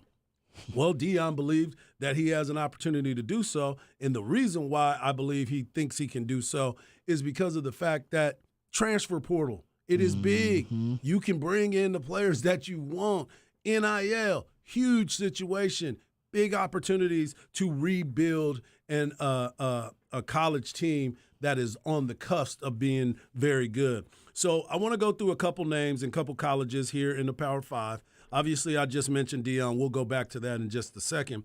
But when you look at the Wisconsin Badgers, that's a team that I've been thinking that they're going to get over the hump every single year. For years and years, they were a 10, 11-win team. They were almost like the University of Texas in the sense where you knew that they were going to win 10 games. And they were going to be playing in the Rose Bowl. And it was going to be all fun and dandy. And then they go get their head kicked in by whatever team they would play in the Rose Bowl. But they've had success.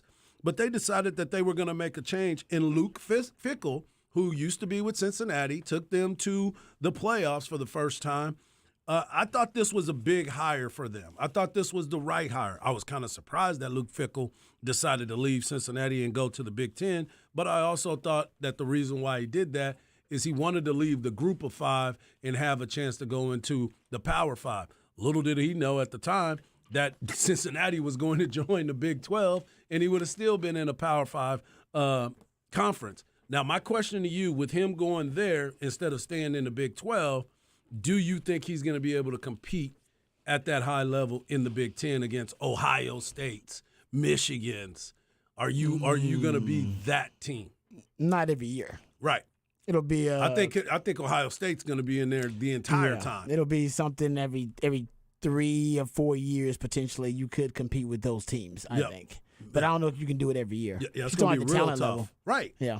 And a lot of, let's be honest. In the NIL world, I don't know if you have the resources either. I don't think you're in that. I don't think a lot of those kids want to go up there and get cheese farms. You know what I'm saying? I don't know what the selling point is there, but I wanted to see. The money's good. You see what it costs for eggs nowadays. You might have a chance to make some money on that. For real. So then you start to try to figure out, okay, let's look at Louisville. Louisville is a team that is, I've been a big fan of Louisville back in the day because of Lamar Jackson and what they were able to do. Well, now they brought in Purdue's Jeff Braun. Jeff Braun, offensive-minded guy. He's very good at changing the flow of the game. I think Louisville has a decent quarterback. He kind of looks like Lamar Jackson, to be quite honest with you. He can throw it a little bit better. But do you think that was a good hire for them? Yeah, because I think I like his offense because it is a vertical passing game. They throw it downfield a ton. They stretch it out. They stretch it out. I like that. So it depends on if he has the right quarterback. With that system. Yeah. But I like that hire. Okay. The biggest one in the Big Ten that we've been talking about for a while is Matt Rule. Matt Rule, we saw what he did at Temple. We saw what he did at Baylor. And let's be honest, they have good athletes at Nebraska. They just haven't been able to figure it out. Scott Frost, from what we heard, he wasn't even really engaged in the entire process. I guess it was, I'm at home now, so I can pretty much do what I want to do instead of making sure that he's building Lincoln back to the glory days. I don't think they'll ever get back to the glory days. It's going to be tough. But Casey Thompson told us they got money here, man. They can get an NIL deal. And now Coach Rule, who's been in the NFL, saw what it was all about, and now he's back in there. And one thing he has been able to do throughout his career is build up and turn around programs. So I think that was a home run hire for them, and I think he's going to bring a lot of energy that they need at Nebraska. Let's put it like this. I think the fans are going to enjoy what he brings to the table. I like me some Matt Rule. Matter of fact, I love me some Matt Rule. Even when he went to the NFL and failed, people talk trash on him, but I've always said those are two totally different games, two different sports, basically. I think Matt Rule is going to do well there. Can he bring them back to prominence, championship competition, or a championship level? Again. Yeah, like I said, not every year, but I do think you can get it to the point where he's contending every 3 or 4 years. Yep. You know, Nebraska has a cycle of veteran players with the transfer portal, with NIL, that they can compete at a high level. I believe so too. Yeah. And I'm very fond of that hire as well. Yep. Now we're going to go to the SEC. One of the biggest stories that is out there, and I'm still trying to figure out how this guy keeps getting recycled, is Auburn picking Hugh Freeze. Hugh Freeze went from Ole Miss, where he won, and people kept saying he was a cheater. Then he went to Liberty. He definitely won there. Matter of fact, he bamboozled everybody at Liberty and in the NFL that they got Malik Willis drafted high. That's a great point. You know what I'm saying? So his development of quarterbacks is outstanding, but when they get to the next level, it may not be as great. But seriously, this dude can coach, and his offensive-minded ways have been A1. I mean, say what you want about him off the field and how he got into some bad situations, but it's the SEC. They like bad situations. They like to turn the party up. So I'm looking at Hugh Freeze, and I think this was a great hire as well for them. Yeah, I mean, it's a good hire because he knows football. He's a great ball coach.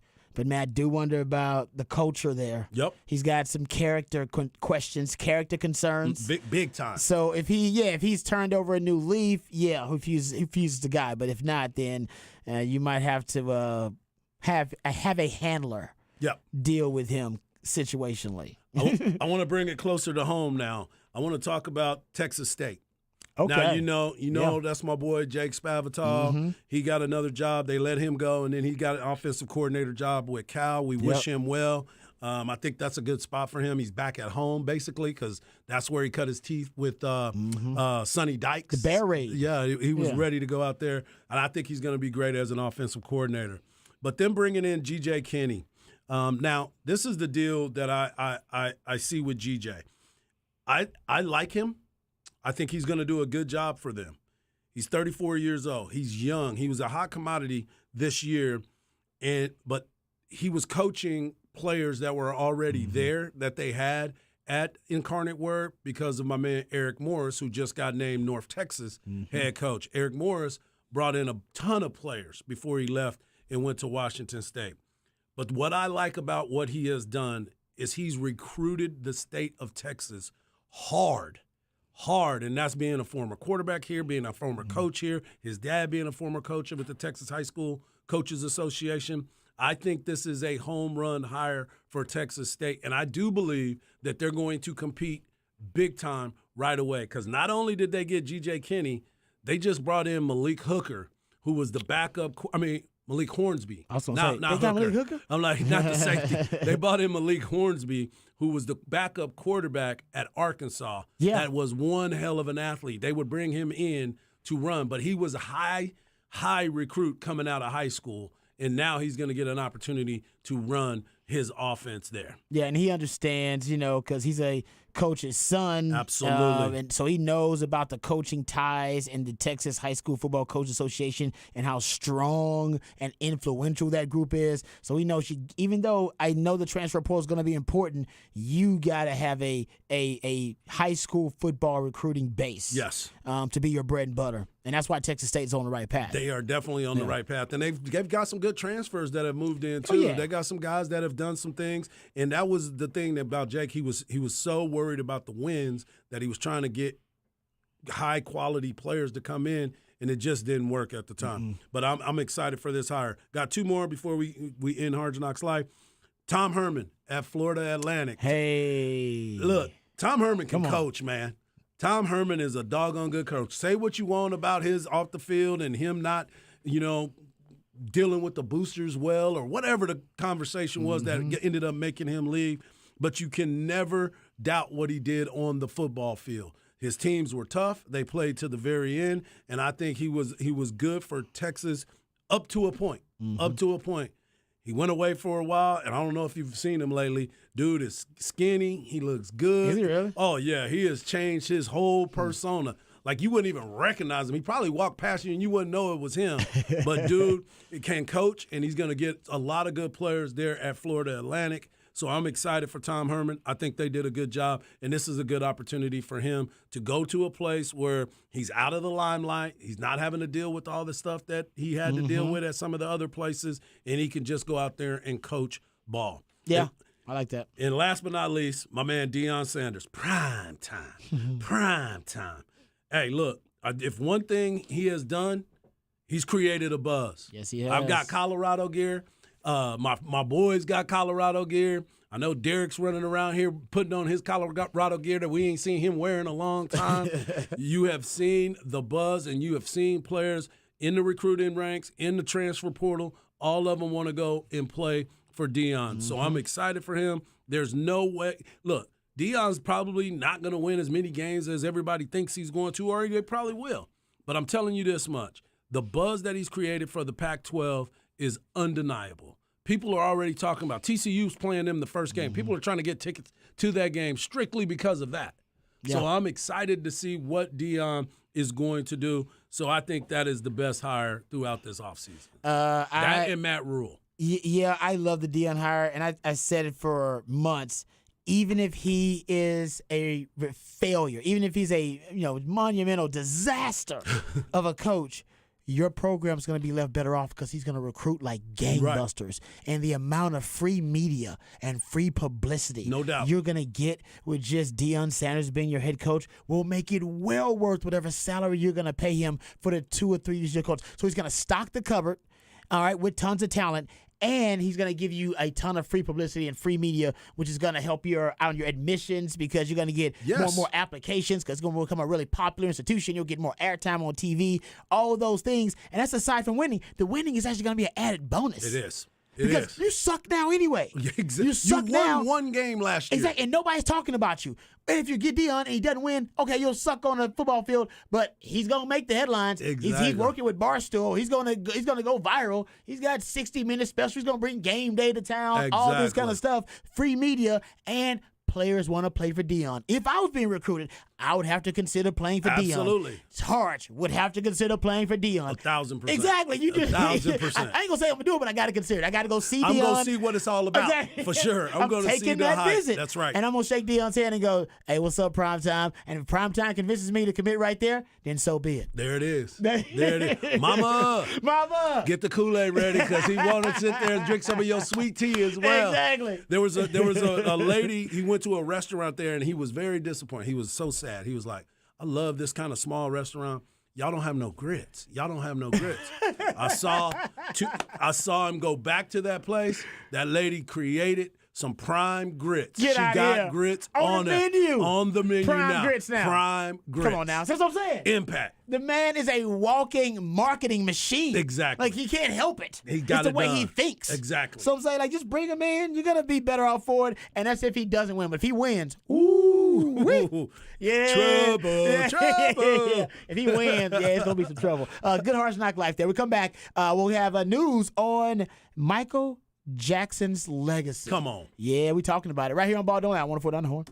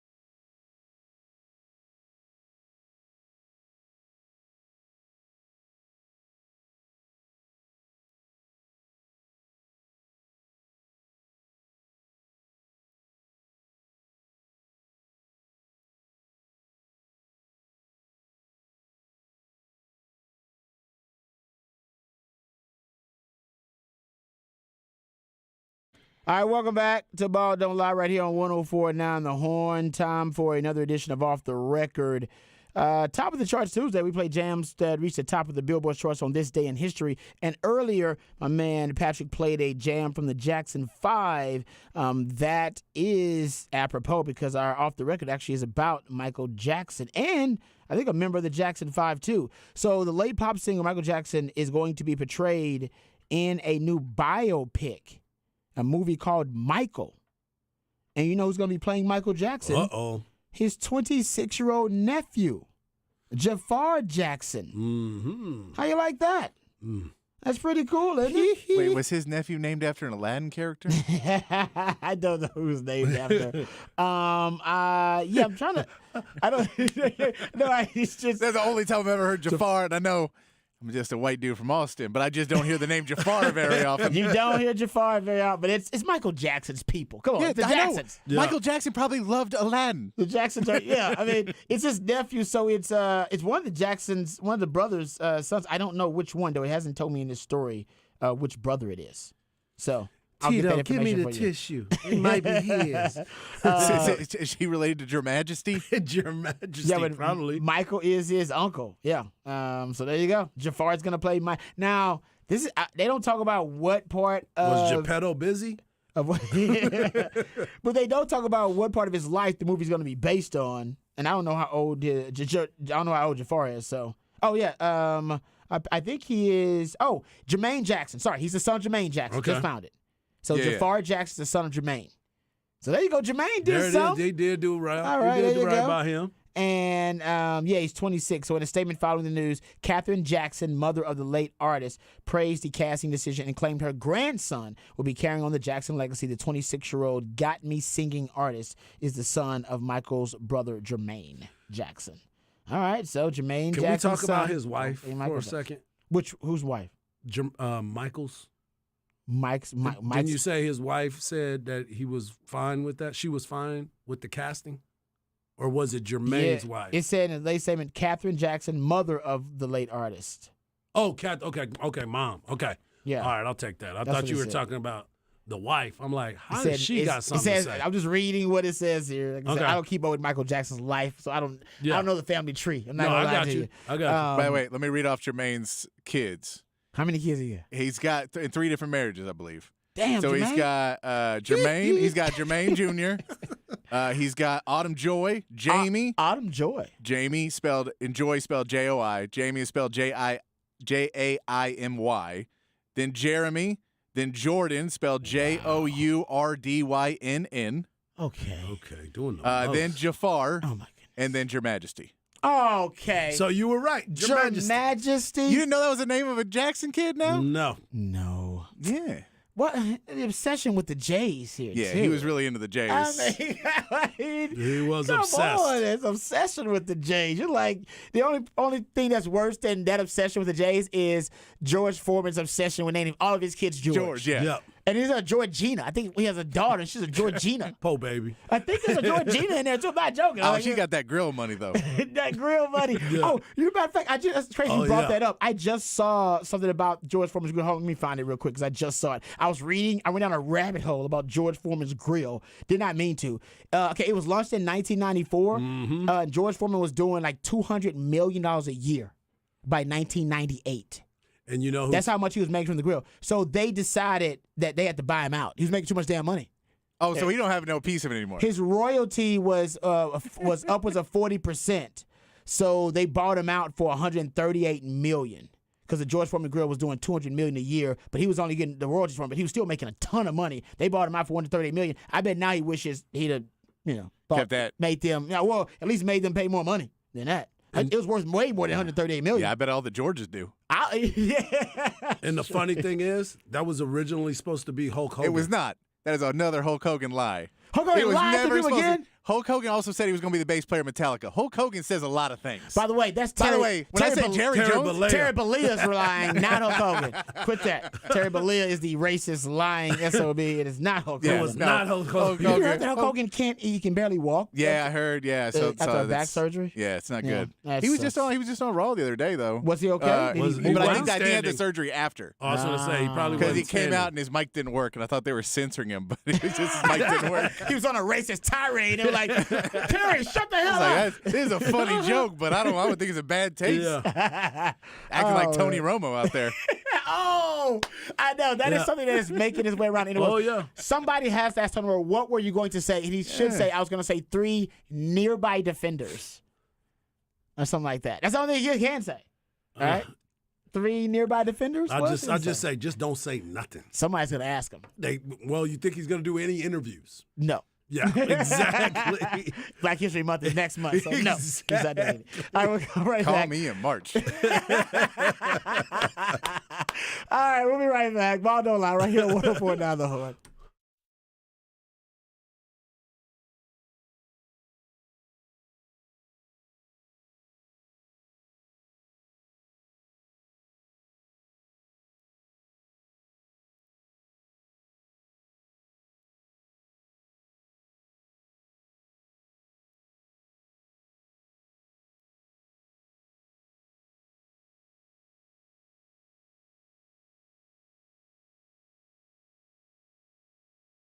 Hey, what's up, folks? Lifetime Longhorn Rod Babers here. We all know that it's a brand new year, time for a brand new you, and maybe a brand new automobile, too. We know that time is money. My friends at Apple Leasing, they know the same thing. That's why you need to visit my friends at Apple Leasing to get that brand new automobile, to also to save you time, money, and find great value. They do all of that for you. They have the ability to put you in any make or model vehicle that you want. They have a great team over there and professionals that can help you get the price you want, the payment you want on the car that you want. And all it takes is one phone call or one click on Apple Leasing's website, and you'll get a quote on any make or model vehicle that you want. They can even give you an estimate on the value of your trade-in right over the phone. Apple Leasing's simple interest, easy lease makes life, well, simple because it gives you a lot more flexibility, which is going to give you more possibilities and options to help you find the vehicle that fits you best, but more importantly, the vehicle that fits your budget best. Inflation is out of control. It's through the roof. It's never been more expensive to buy a new car, buy a used car, buy anything for that matter. So leasing makes more sense than ever. You're only paying for the part of the car you're actually using, so call Apple Leasing today at 512-346-9977 and let them see how much money they can save you, because they get all the same discounts, all the same incentives that the dealers do, except my friends at Apple Leasing, they pass those savings on to you, the customer. So give them a call, 512-346-9977, or visit appleleasing.com. That's appleleasing.com.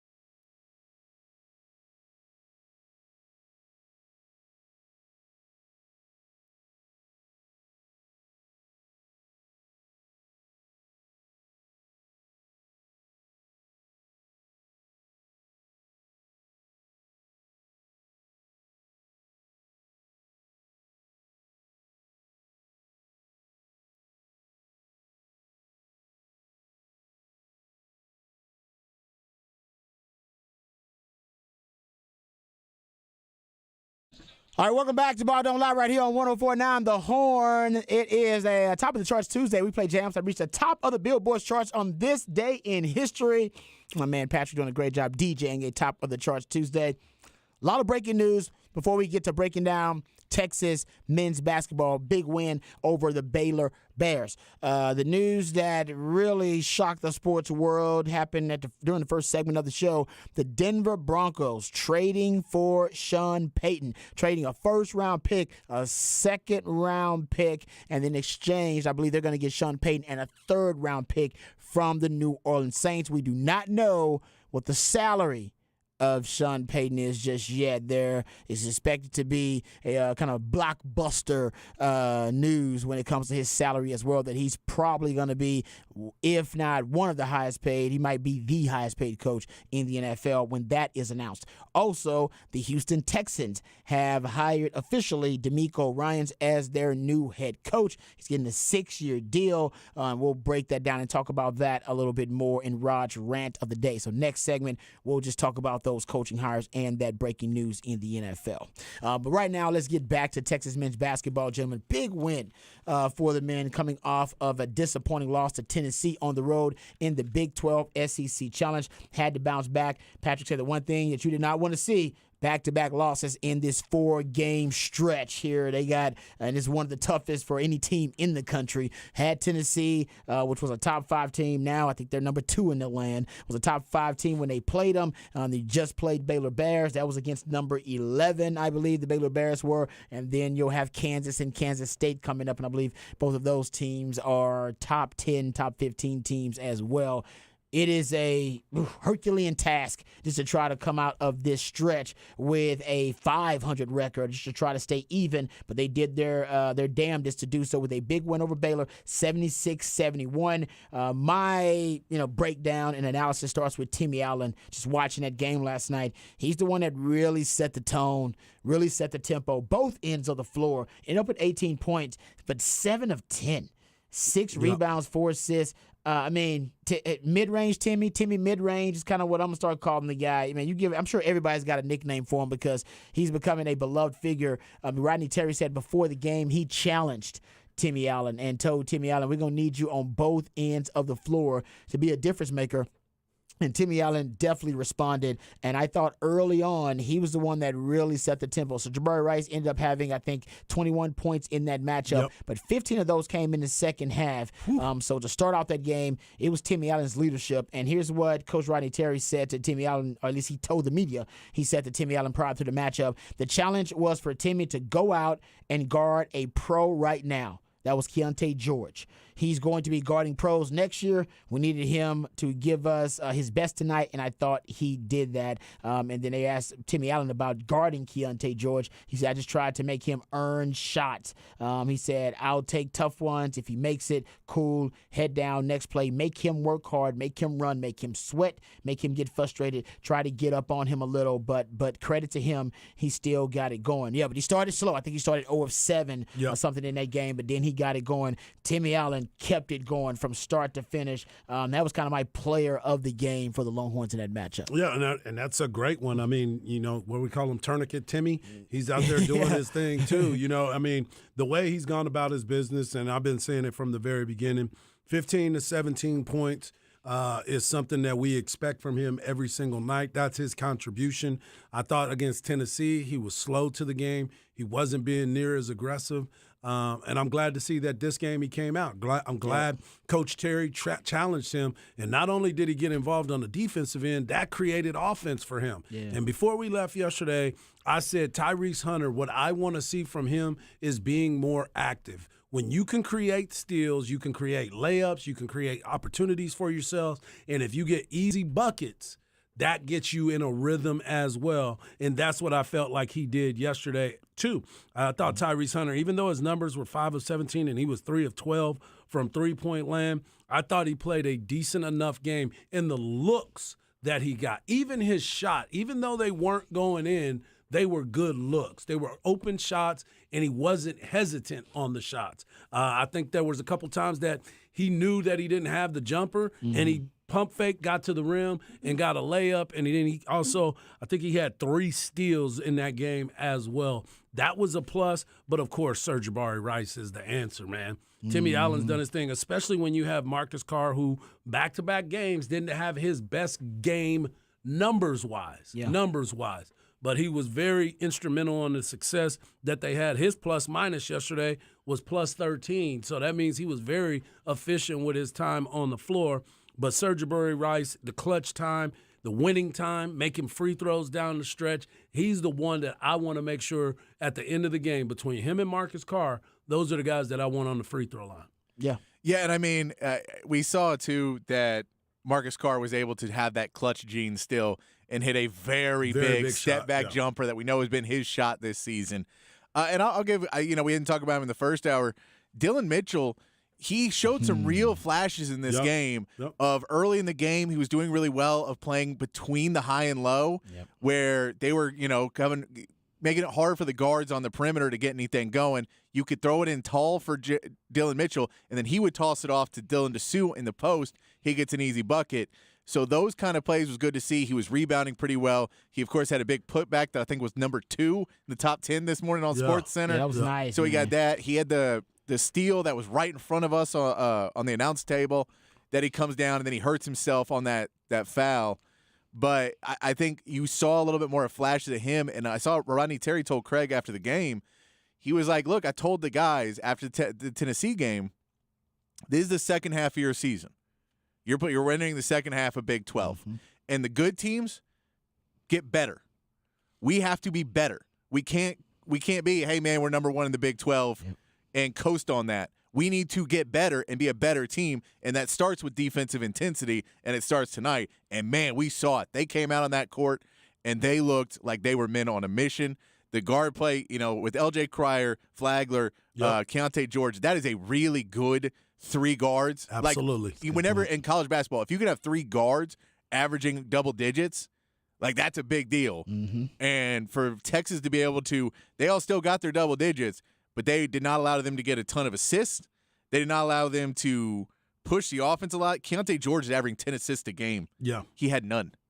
Which is crazy. That's crazy. That's what I'm saying is that's a thing where you shut him down to basically when he got the ball, he had to go shoot because he was so taken out of his rhythm and taken out of the game because Timmy Allen just fronted him so well for a lot of that game and Jabari Rice fronted him.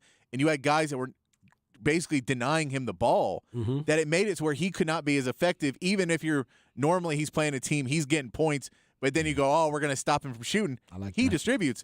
So that defensive game plan and the execution of the defensive game plan, because you have the best game plan in the world. Don't matter if you don't execute. From the steals, from just disrupting passes in the middle to making them take hard threes, which they hit early, but then they started to fade out. It was a very well-played game, and it was something that we have not seen in games against Baylor in recent years. In games against Baylor, this team is, Scott Drew has outcoached us many times and been ready for whatever Texas does. And something Rodney Terry has going for him being an interim coach and being this guy is he doesn't have an identity that is like really traceable and stealable yet. I like that. And so you see that teams can't take away the one thing you do because you're showing to be multifaceted. The defense they played against Baylor, they can't really play against many other teams in the Big 12 because those guys will be too fast for them and get to the bucket. So you have to change up what you're doing, but I love what they did last night. Now, that's a great point, too, about we don't really know what the tendencies of Rodney Terry are just yet and how he adjusts to everything. They think they do. Yeah, but they don't just yet. And he doesn't have that set in the way of if you go to Kansas or you go to Baylor now, you know that they're going to try and run their system because they are proven national championship head coaches. Yeah, why would you defer from it? So if you go to San Antonio, the Spurs are going to run a similar system that they have been running for 20 years. You know that, so if you want to coach against it, you go, hey, man, these are the passing lanes, this is what they do. With Rodney Terry, he's able to change those up a little bit, and we saw at the end of that game to Timmy Allen, they were basically running a really weird throw it to a big man who boxes out and then drops that off to Timmy Allen who's posting up, and then Timmy Allen fronts up once he gets the ball, but it was a way to really safely get him the ball without having to try and run a bunch of screens. And another thing they were doing really well last night was they were really good at getting a ball, basically cutting off the lane of a zone to where you would watch a guy pass out to a three-point shooter and stand right in front of him, and he'd have two defenders right behind him that he's basically screening so the three-point shooter can get the shot off with no one getting in his face.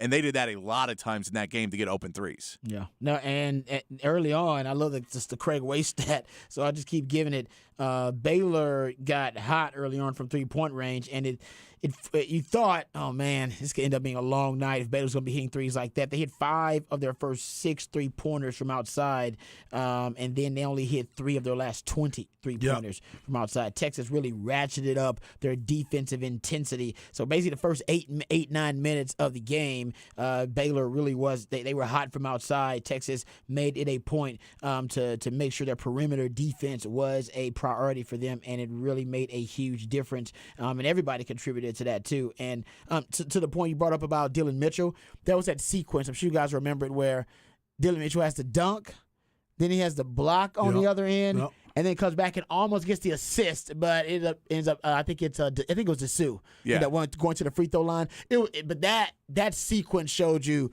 whoa, you saw the flash. You saw it. Yeah, that athleticism. Man. It's undeniable. Yeah. I mean, he doesn't have.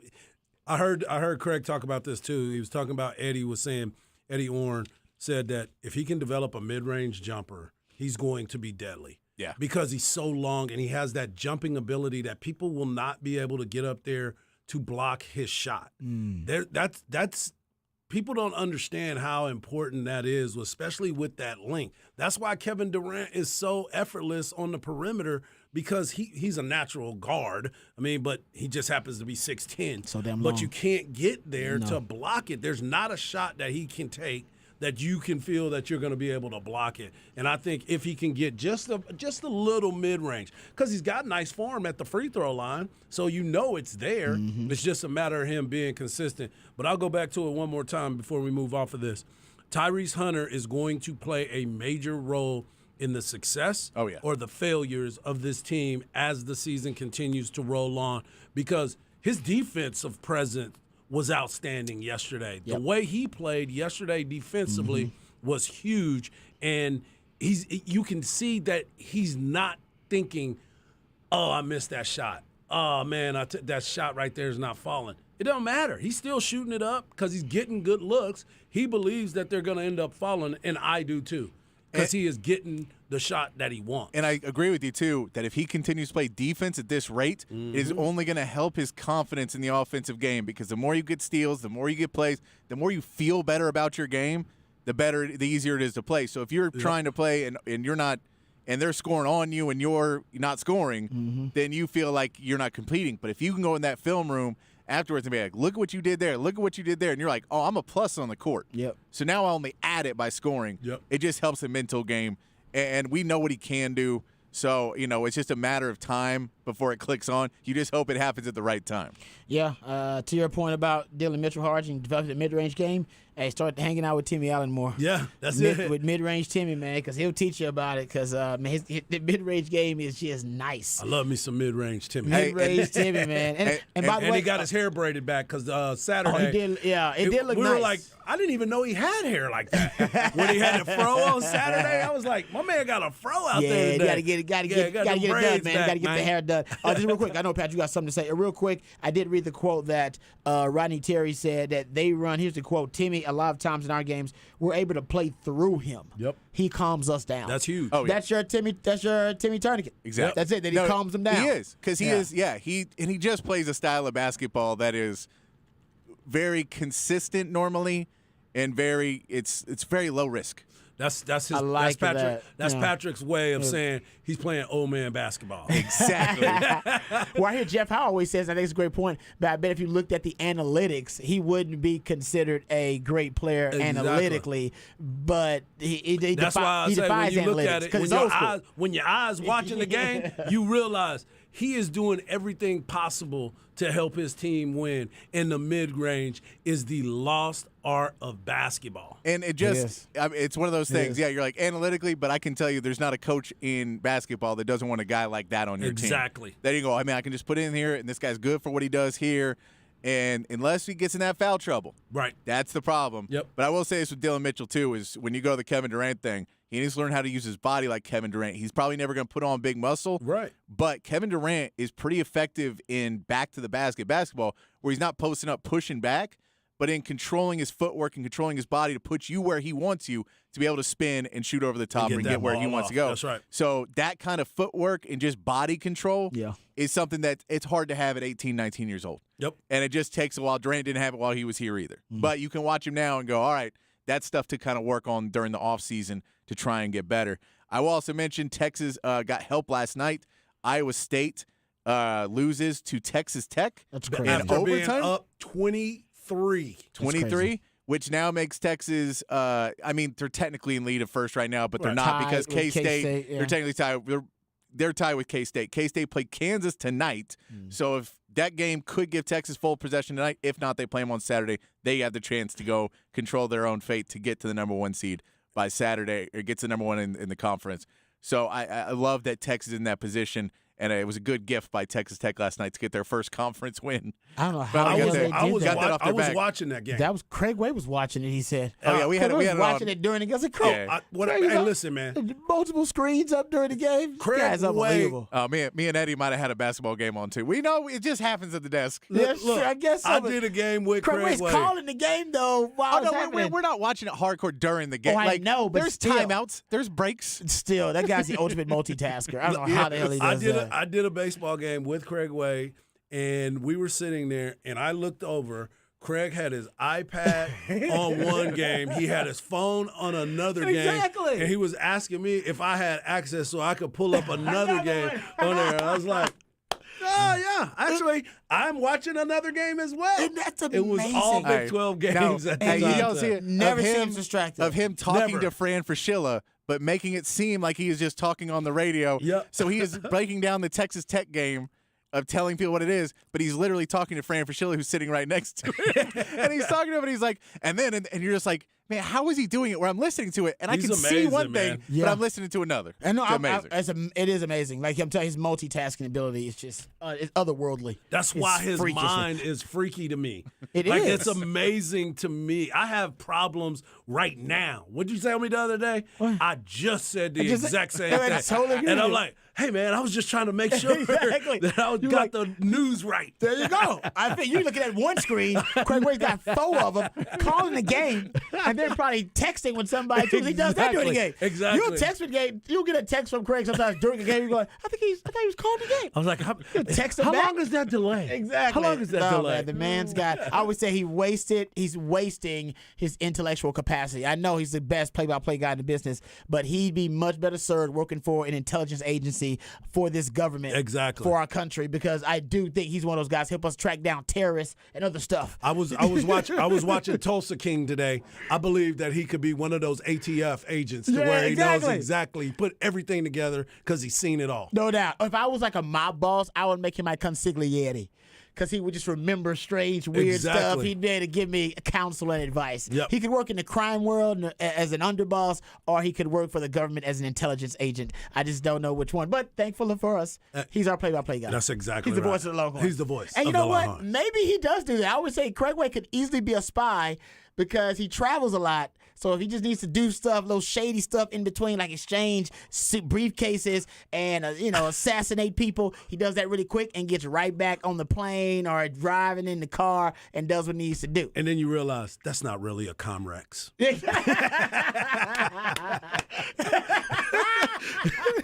Seriously. Oh, man, that's great. All right, we come back. We got Raj around the day. We're talking NFL headlines, 2 big ones. The Denver Broncos hiring Sean Payton. We'll get to that, break down why that's a great hire for them. And the Texans hiring DeMeco Ryans. I'll talk about why I love that hire so much. All of that and more right here on Ball Don't Lie on 104.9 The Horn.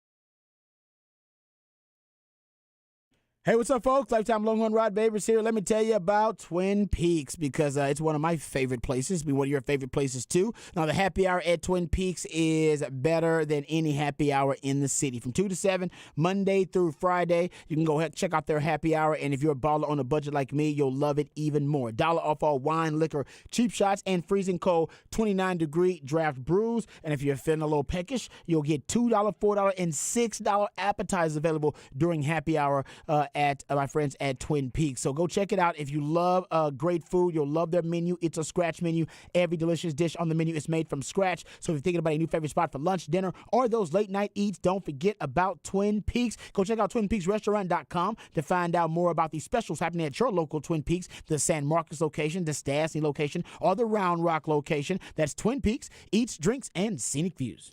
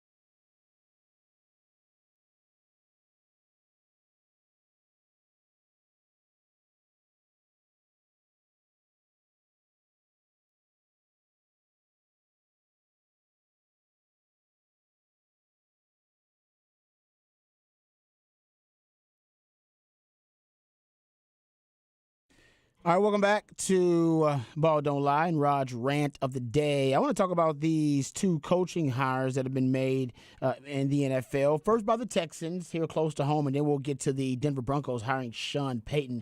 As everybody knows, I'm a big fan of DeMeco Ryans. I even said during the season I thought the Texans should have been looking into DeMeco Ryans. Before his name came up with the Texans, I said, man, they got to look into DeMeco Ryans. I don't know if he's a front runner, and he was not at the time. But as the season went on, that defense started to look better and better. He became a front runner, and finally the Texans decided to interview DeMeco Ryans. And the way things have gone, they've been deferring reports, I should say, about the timeline of this. I think Ian Rappaport was saying that the Denver Broncos went back and forth on DeMeco Ryans. Adam Schefter saying that pretty much the Texans zeroed in on DeMeco Ryans around about Sunday or late this past weekend, and he's saying that the Denver Broncos zeroed in on Sean Payton. And my man Harge showed a picture of Sean Payton this past weekend in his suit. What'd you say? What kind of tie did he have on? He had that orange tie, and that it was orange crush. It looked like a Denver Broncos orange, too, which is a very specific orange. Crush. So he might have been trying to give some hints back then. But either way, they got their man. Texas got their man. Here's what I like about DeMeco Ryans, though. And there are a few things I like about him. And I've done some research on him in his time and really kind of the glowing endorsements. He's got great references. That's the best way to say it, right? You go get for a job, you go for an interview, they want to see your references. Who are your references? Who is basically going to vouch for this guy and say, oh, he's a hell of a guy, he's going to be a great coach. And when you go back and look, DeMeco Ryans has been building these references, great ones, over the years. And one of them was Wade Phillips. And I love this what Wade Phillips said about DeMeco Ryans. This is actually like a couple of years ago. He said, quote, he wasn't a star player, but he was a good player. And sometimes those kind of players make better coaches because they have to work at doing things and learn to teach those things. Totally agree. Mm-hmm. We've talked about that in the NBA all the time. It's like, actually, some of your best players, they're not the best coaches because it was too easy for them, meaning they were too blessed by God with such a unique, elite, extraordinary skill set. When you're honestly kind of like a guy like Rod B., who I was a good player. I mean, I was an All-American, but I wasn't as naturally gifted as guys I played with like a Michael Huff or Cedric Griffin or Aaron Ross. I mean, talking about elite guys, I saw like, okay, that guy's going to play on Sundays and be drafted really high. He's a Jet. So you got to work a little harder, right? You got to go and get more film study. Your football IQ's got to be a little bit higher than everybody else's. So you got to work a little bit harder on the fundamentals, on the technique, and that helps you learn the game better from an inside-out perspective and what you must do to be disciplined on every down, every snap to be successful. If you're just naturally gifted freak, man, that's sometimes you can just cheat. You're just freakier than everybody else. All right, so your freaky skill set allows you to cheat. Now, not all great gifted athletes are, cheating the game and not working hard and that kind of thing. I'm not saying that. I'm just saying I think it's easier to make the transition as a coach when you weren't an elite player. Because, like I said, you had to learn so many of the fundamentals and the technique. I'm not saying that's what's going to make them great, but I'm saying I like that part of the kind of coaching resume, the data points. Also, I saw this little story J.J. Watt put out there about the leadership of DeMeco Ryans. And he basically says, as a rookie in Houston, I bought my first house across the street from DeMeco Ryans because I thought to myself, if DeMeco is living here, it must be the right place to live. Hey, I love that. Because he was our captain, our leader, and he was smart, tough, and personable. Crushed it as DC. He will be a great head coach. I love that story. And there are stories like that about DeMeco Ryans. As a matter of fact, one of the great stories that's told about him, he would always stalk Matt Schaub to try to figure out what the offense is doing. He wanted to know offense inside out. It wasn't enough for him just know his job and to know what the defense is doing and to know the responsibilities of his teammates. No. He wanted to know what the offense was doing. That, to me, is that inquisitive, mind, that curious mind. Usually, also, that is, that's one of the data points I'm looking for in a great head coach. And hopefully he can be that. But here's what Matt Schaub said. He said, I remember being hounded by DeMeco Ryans for clues into what the offense was trying to achieve. In the locker room, in the meal room, on the field, on the side, when our reps were over. Hey, Matt, I saw this formation. Is this something we should look for off of that? Like a play action or something? He always wanted to visualize because defense looks at things from an offensive formations. Because Ryans was so focused on offense side of the ball, he started to catch and call out tendencies for the offense. In Schaub himself. Schaub said it actually started to irritate him because he would predict when Matt Schaub was handing the ball off and when he was faking the handoff for a play-action pass, all based off the behavior of Matt Schaub's offhand. He said it was this sort of behavior that made former Texans nose tackle Sean Cody said he referred to Ryans as basically our coach. We called him Cap for the captain. El Capitan, basically, that he was a captain. I love this little nugget from my man Shano. In 2017, when he hired DeMeco Ryans, remember, he worked with DeMeco Ryans in Houston. He was the OC there. DeMeco Ryans was the middle linebacker there. So he hired DeMeco Ryans. As soon as he got to the 49ers, like, no, I want this guy on my staff. And then eventually promoted him to defensive coordinator. But in 2017, he was a quality control coach. And this is 6 years removed from playing football himself. And this is what Kyle Shanahan said about him at the time in 2017. Quote, it's a matter of time before DeMeco is a coordinator in this league. And then it's a matter of time before he's a head coach in this league. Boom. He was right. Both accounts. He was a coordinator and a head coach. But then it goes even further. That was also his defensive coordinator, Bill Davis. He told Jim Trotter back when DeMeco Ryans was playing, that DeMeco Ryans was such a football savant that he would build 2 defensive game plans each week. One, that the defense could run no matter what the case and what the situation and circumstance, but he would make another if Ryans was on the field. Because DeMeco Ryans basically could run the defense himself. He was essentially a smaller version of the defensive coordinator on the field. Not smaller, but he was a different version, I should say. A player version of the defensive coordinator on the field. And he said DeMeco's so talented, he will go to the next level and be a phenomenal head coach in this league because of the way he handles himself on a day-to-day basis. So, once again, you got Bill Davis saying back then, oh, no, he'll be a phenomenal head coach. Way before this guy is getting mentions or interviews for being a head coach. Yep. I love this one. Chip Kelly, who I was a big fan of, still a big fan of. Now he's the UCLA head coach. He was once the head coach of the Philadelphia Eagles, and that's when he got to know DeMeco Ryans when he was there. And when he went to San Francisco for 1 year, he filled out a coach's bio. Little cute thing. Favorite food, favorite movie, best football nickname, blah, blah, blah. All right. Under a player that would make a great head coach one day. This is back in this is back when Chip Kelly became head coach of the 49ers. So back in 2016 or before Shano got the job. Hell, Tom Sula around that time, right? When they did 2 one-and-dones back-to-back. Under that question, who would make a great head coach? Chip Kelly put DeMeco Ryans.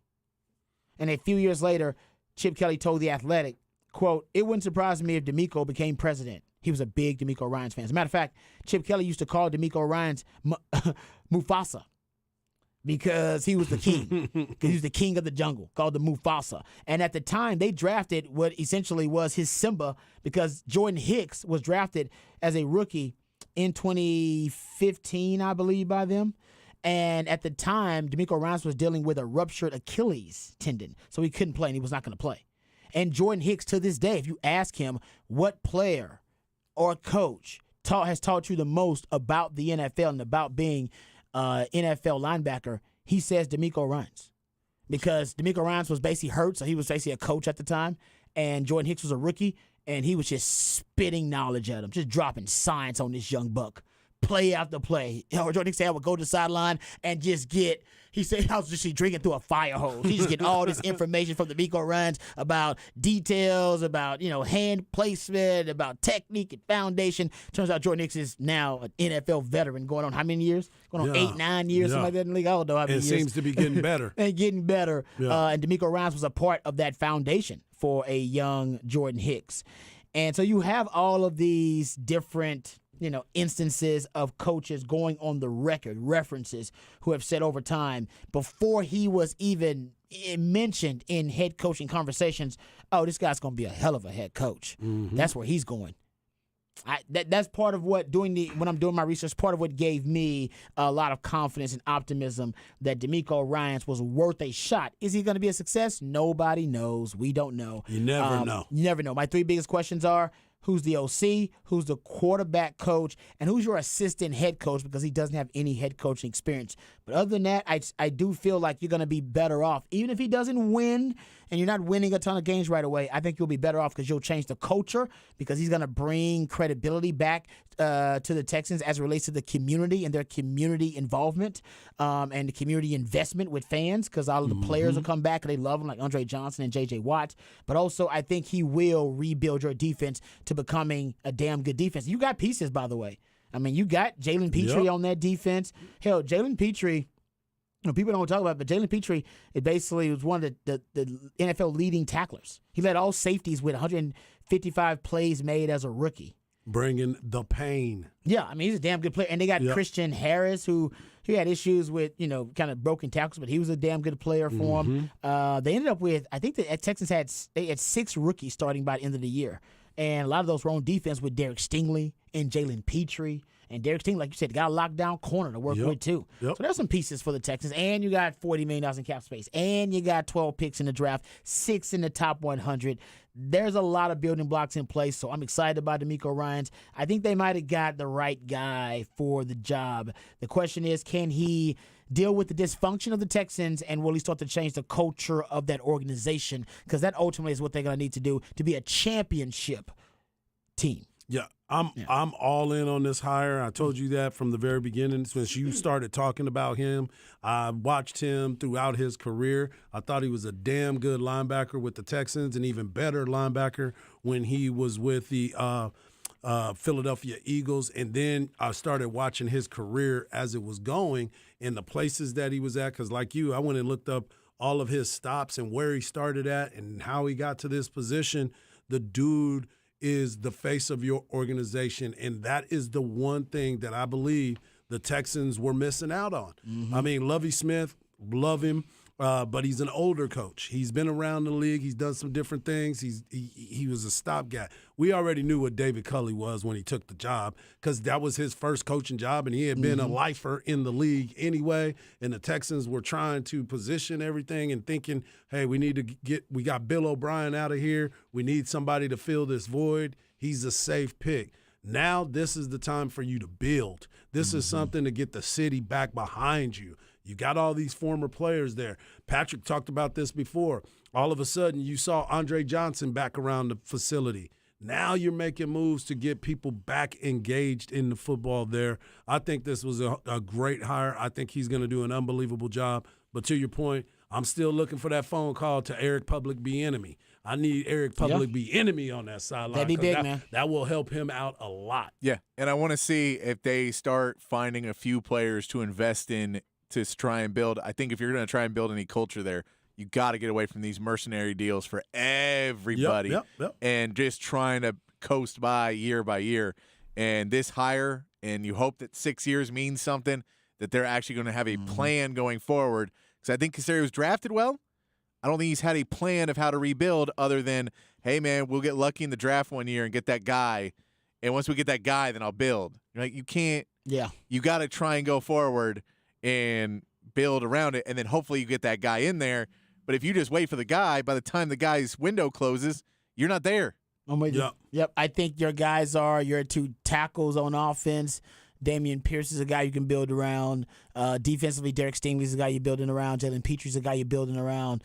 And, right now, those are your guys you're building around. Yep. You don't have many, but I'm with you, Patrick. You got to get to the point. In this draft, you should be drafting building blocks. Yeah, and franchise I think quarterback. There's like probably a few guys on this defense that DeMeco Ryans needs to go in and go, hey, let's keep this guy for 3 or 4 more years. He may not be the guy, and he may be a backup in 2 years. We're not going to pay him a ton, but we need to keep him because he's a good guy, and he's going to help us build, and it means we don't have to draft that position right away.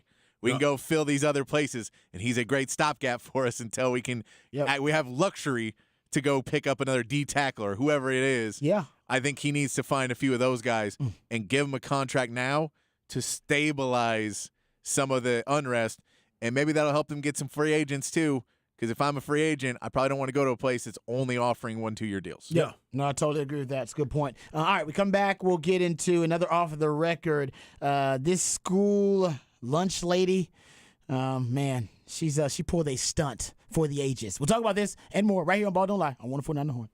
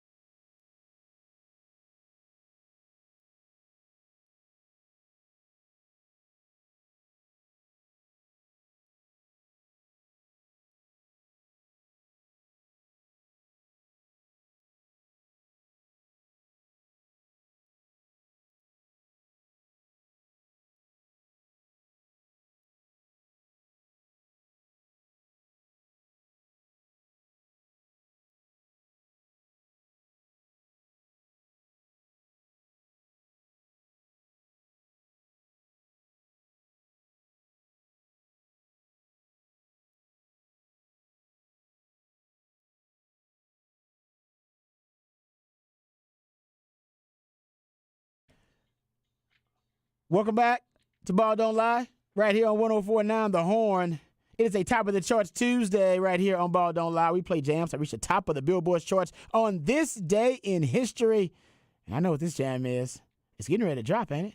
Well, it just takes a minute. It takes a minute, Yeah, don't it? they want you to just, there it is. There we go. Yeah. Yeah. Uh-huh. Yeah. There you go. All I see is They're just Richard giving Pryor you time to getting get out to of the the dance car. floor, man. That's giving you time to get to the dance floor. All I see is Richard Pryor coming in as the church guy, the Yeah. pastor. Oh, yeah. While he's talking to everybody at the car wash, dog. That's every time. That is and true. he starts making money with the Pointer Sisters. That's what he doing. Yeah. Oh, that's great. Anybody worked at a car wash? You worked everywhere. I have Pat, not worked never at a car wash, no. Yeah. I'm just curious if you worked at a car wash. I've done a charity car wash. I said I've had car washes, charity car washes, Yeah. which don't make many money. We didn't have any cute women there. I think you need good-looking women there to wash the cars, not dudes washing cars. Scantily clad. Scantily There clad you go. women Yeah, washing cars. I don't. The people who want to come see the group of 15-year-old boys, not the group that you need to be at a car wash for. Exactly. You don't want that dude rolling up. That ain't good. Man, I think we watched his, like, this is the third car he's brought. That's that teacher rolling up. That very inappropriate teacher. She's like, hi, guys. I've been seeing you guys. I got I'm snacks. just here to help out. I got snacks back at the house. Exactly. All right, let's get to this. Speaking of school, this is school related. So this comes from Illinois. The food service director for a South suburban school district has been accused of stealing $1.5 million worth of food, mainly chicken wings, according to WGN. Vera Lydell, 66, worked for the Harvey School District 152 for more than a decade, according to her LinkedIn account. The massive fraud began at the height of COVID, during a time when students were not allowed to be physically present in school. Even though the children were learning remotely, the school district continued to provide meals for the students after their families could pick up. Court records accused Lydell of ordering more than 11,000 cases of chicken wings from the school district's food provider and then picking up the order in a district cargo van. Damn! The food was never brought to the school or provided to the students. District funds were used to pay for the food, according to prosecutors who did not reveal what became of them chicken wings. The scheme was uncovered by the business manager during a routine mid-year audit. The manager found the district was $300,000 over its annual food service budget. She discovered individual invoices signed by Lydell for massive quantities of chicken wings, an item that was never served to students because they contain bones. So guys, she ordered food that they didn't even use, that they never would use. Well, that's why she got caught. If she was ordering stuff that they would use all the time, like, I don't know, chicken fried steak or pizza or something, she might have got away with this thing. But she wanted them chicken wings really bad. She had a side hustle. Chicken wings are expensive, though. Yeah, she was selling them out of her trailer. You know she was over there. She had that side. Slanging them wings. Yeah, slanging wings. Hey, man, you go over. Miss Lydell got them good wings. Yeah, exactly. Miss Lydell got them good wings, y'all. Them lemon pepper wings. Oh, yeah, she got extra crispy. Them lemon pepper Jones, man. Yeah. Oh, wow. Yeah. So She ain't wearing no mask doing it, no gloves. No hairnet. She Yeah, don't man. have none of that. $1.5 million worth of food, mostly chicken wings. And it's all prepackaged for you. Don't worry about it. I already cooked them. You know what, she things. All you probably- gotta do is heat them up. You know what? woman. Was she one of those people that opened up the Uber Eats place from her house?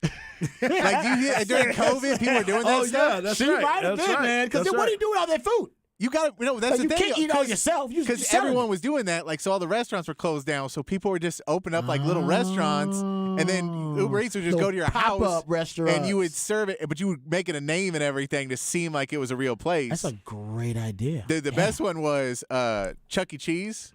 Didn't know how they were going to stay in business during COVID.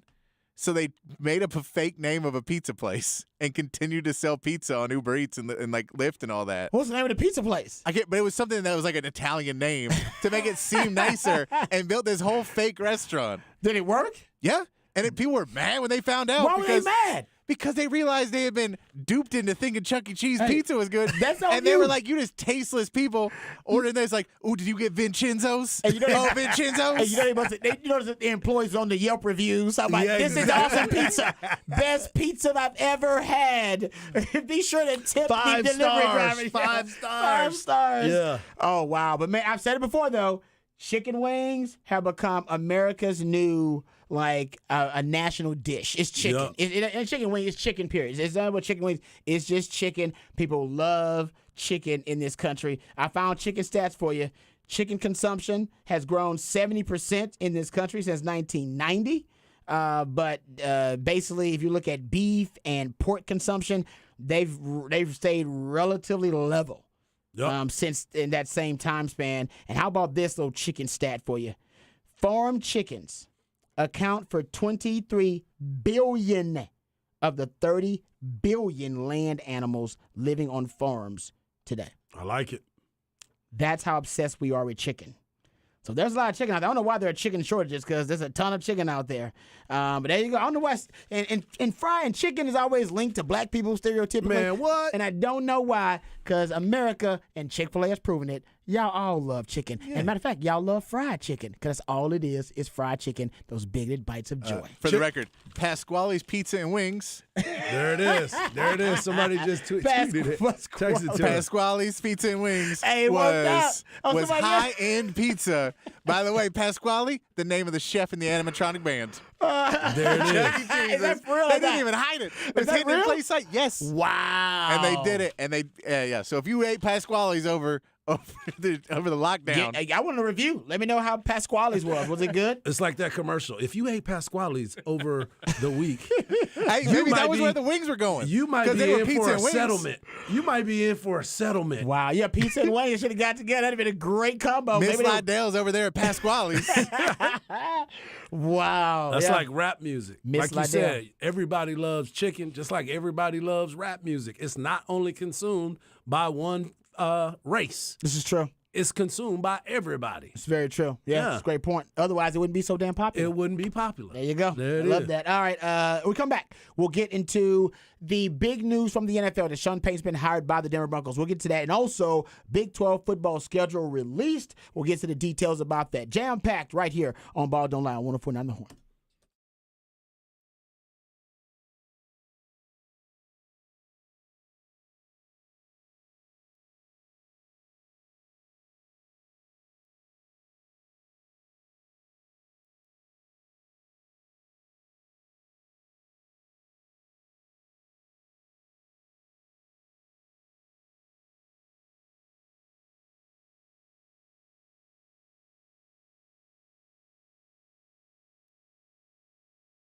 Hey, what's up, folks? Lifetime Longhorn Rod Babers here. Let me tell you about my favorite tequila, Hot Cat Tequila. That's right. The cat stands for cinnamon, agave, and tequila, and the recipe is just as simple, just as delicious, and just as brilliant. Cinnamon, agave, nectar, and tequila. That's why it's so light. That's why it's so smooth. Hot Cat Tequila is a tequila lover's dream. And if you're not a fan of tequila, Hot Cat Tequila will turn you into a fan of tequila. Hot Cat Tequila will turn any event into a party, and every party feels like a celebration. So celebrate and turn up with Hot Cat Tequila. Once you try Hot Cat, you can't go back to that old cinnamon whiskey or that cheap tequila you ordered rounds of when you were just trying to get the party started. Turn up your party, turn up any party with Hot Cat Tequila. No football watch party is complete without Hot Cat Tequila. It's the perfect way to pregame for the big game, concerts, festivals, or just a night on the town with family and friends. Hot Cat Tequila is best served chilled for a quick round of shots or to sip on the rocks. So visit Cat Tequila, that's cattequila.com, to find a store near you that sells Hot Cat Tequila or to find a bar near you that serves Hot Cat Tequila. Toast and turn up a new year with Hot Cat Tequila.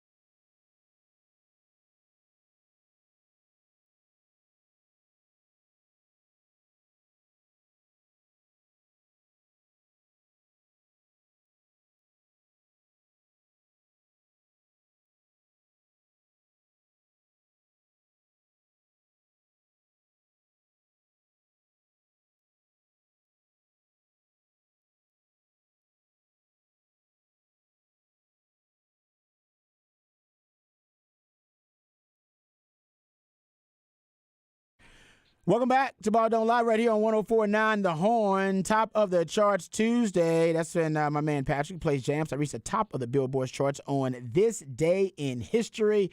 And I've been having a damn good top of the charts Tuesday so far.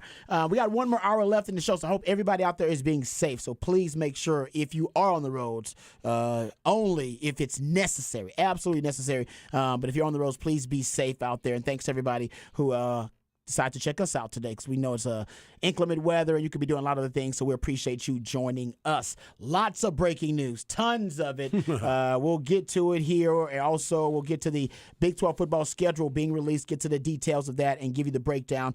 Before we do that, we'll talk about Sean Payton getting hired by the Denver Broncos. Had to trade for him first, and apparently there is also a contract being worked out, so we'll see what that contract number is, and that'll be announced a little bit later on. In the meantime, they did trade a first-round pick and a second-round pick to the New Orleans Saints in exchange for a third-round pick and in exchange for Sean Payton's services. So we'll get to that and talk about that here. And also next segment, we got to talk Cowboys. We haven't talked Cowboys all day. That's very strange. That's how you know it's been a lot of breaking news. That's a lot. Right? Cowboys are interviewing for their offensive coordinator vacancy, so we'll get to that. And the Cowboys, where are they in regards to the new projected salary cap? Are they over, under? We'll discuss that as well coming up next segment. Take a guess.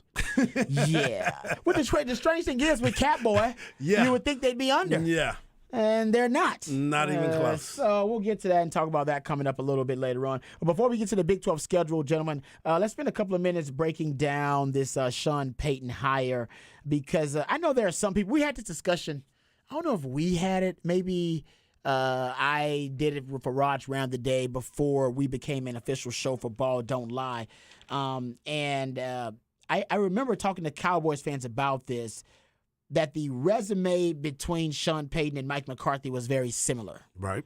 And I remember prior to this, I did the breakdown. Prior to this season, if you look at their regular season and postseason winning percentage, Sean Payton was at 63%. Mike McCarthy was at 61% regular season winning percentage. Playoff winning percentage, they were both at 52%, hovering around close to 53%. They had both, prior to the season, won 7 division titles. Mike McCarthy had 4 NFC title games, and I think Sean Payton had 3 NFC title games, 1 and 2 in those games. Mike McCarthy was 1 and 3 in those games. He had 1 Super Bowl win, so did Sean Payton, and 10 playoff wins, now 11 for Mike McCarthy. Actually, I take it back, 12, because he got 2 this year. Sorry, I got 1. Sorry, take it back. So he's 11 playoff wins. So he's got 11 playoff wins, and now Sean Payton's got 9, because Sean Payton has not coached since then. So they are very similar if you're just looking at them from that standpoint, just on the exactly. You look at it on the surface there, but I think if you dig deeper, I would have taken Sean Payton. I think a lot of Cowboys fans would have taken Sean Payton too, but I digress. I like Sean Payton because I've seen Sean Payton solve more problems than a Mike McCarthy, and I've talked about this. Even take his time without, I love his record without Drew Brees. That's the first thing I always look at with a Sean Payton. Even his last season when he was 9-8. And by the way, that 9-8 year where they almost made the playoffs 2 years ago, man, he had so much adversity that year. They had 10 different offensive line combinations that year. Remember, I think he got COVID that year, so they had to use another head coach for one of the games too. They had a Hurricane Ida displaced them in Florida for one of their games, faced Aaron Rodgers that year, and beat the hell out of Aaron Rodgers, by the way. I think that one was in Jacksonville, if I'm not mistaken, right? And I'll get to that and why he's a great coach, and that explains another reason why he's a great coach was that game, too. We'll talk about that. Remember, the Superdome caught fire that year, too. So they had to work out in Dallas because of that stuff and Hurricane Ida, so they were displaced for some of the season. They actually played 58 different starters. That was an NFL record at the time. And they had COVID, of course, with injuries. Everybody dealt with COVID. And they had to gut the roster because they were way over the cap before the season. They had 4 different kickers kick for them during the season. They had injuries to guys like, Terran Armstead and Andrews Pete.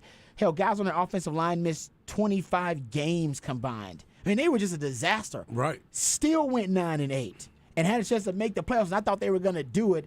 And, hell, they ended up starting I think they had like 3 or 4 different. I think they had 4 different starting quarterbacks that year too. They used 4 different starting quarterbacks. Ended up 9-8. Taysom Hill was one of them. Yeah, and I thought, man, they're gonna make the playoffs. They didn't make the playoffs, but they were really close. And just seeing him solve those problems. By the way, Mike McCarthy's done that too. So I'm not hating on Mike. Mike McCarthy is one of the few coaches in NFL history in the Super Bowl era to make the playoffs starting 4 different starting quarterbacks. Mike Ditka did it.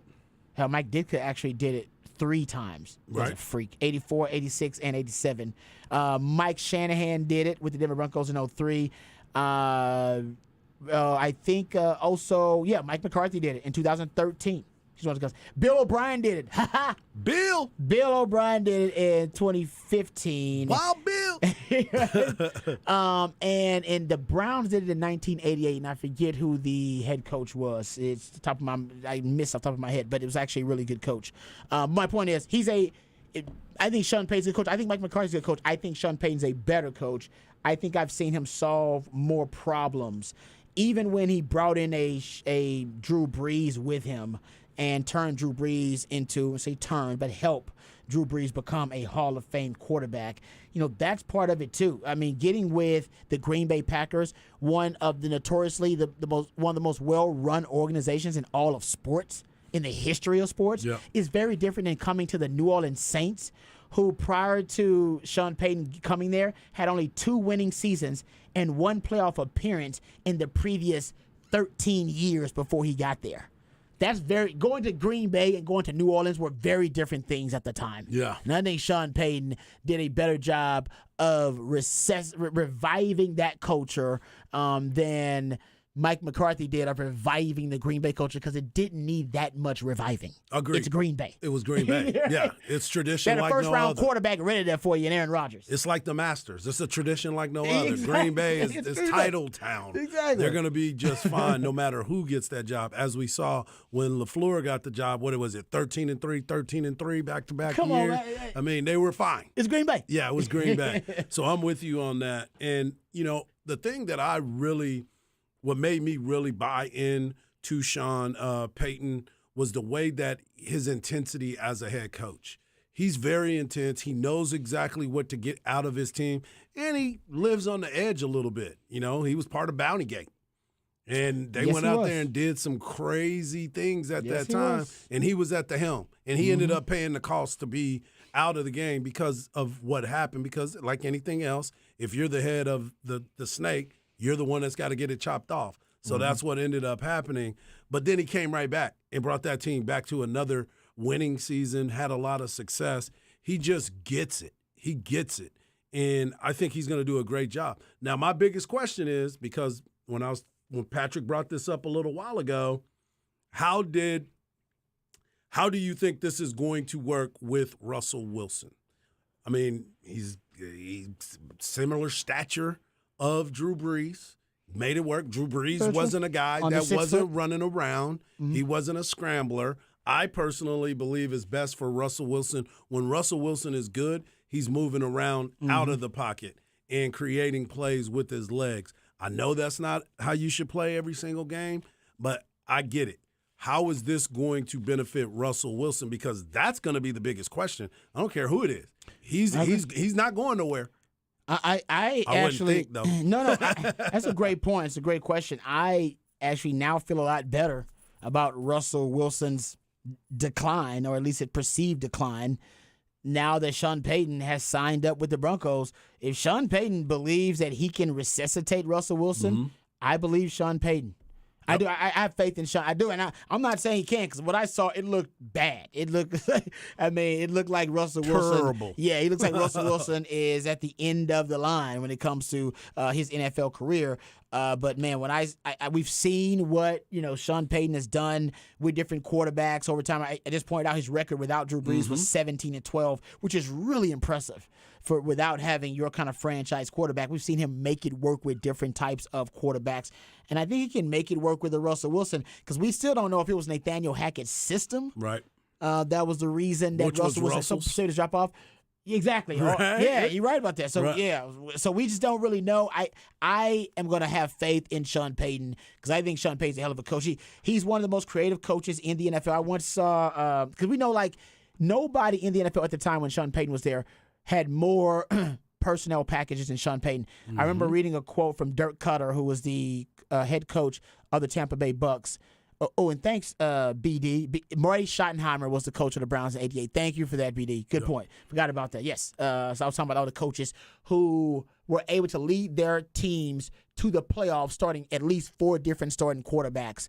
And those are the coaches that did it. Mike McCarthy's in that group. Mike Ditka's in that group. Mike Shanahan's in that group. Marty Schottenheimer's in that group. And Bill O'Brien in that group. Sean Payton almost made it a couple of years ago because he was there at 9-8, but they didn't quite make it. But anyway, I digress.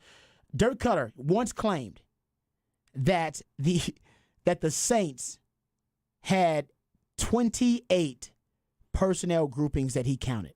Wow. For those who don't know what personnel groupings are, they are basically what different players you're going to have on the field at certain skill positions. And they count them running back first and then tight ends the second number. So first number is running backs, tight ends the second number. So if I say 21 personnel, that's 2 backs, 1 tight end. And then basically you subtract that 3 from 5, and it'll give you your other receivers. You'll have 2 because you've got 5 skill positions. He said he counted 28 personnel groupings. Guys, I'm serious. I can't think of that many. If I wrote them down right now, I might get to 12. I just can't think of that of 28 personnel groupings. That's how creative this dude is. 28. Wow. That he counted. That's another head coach in the NFL. There's nobody as creative as Sean Payton when it comes to his personnel groupings. That'll be something that will, I guarantee you, help out young, struggling Russell Wilson, because schematically he will gain an advantage.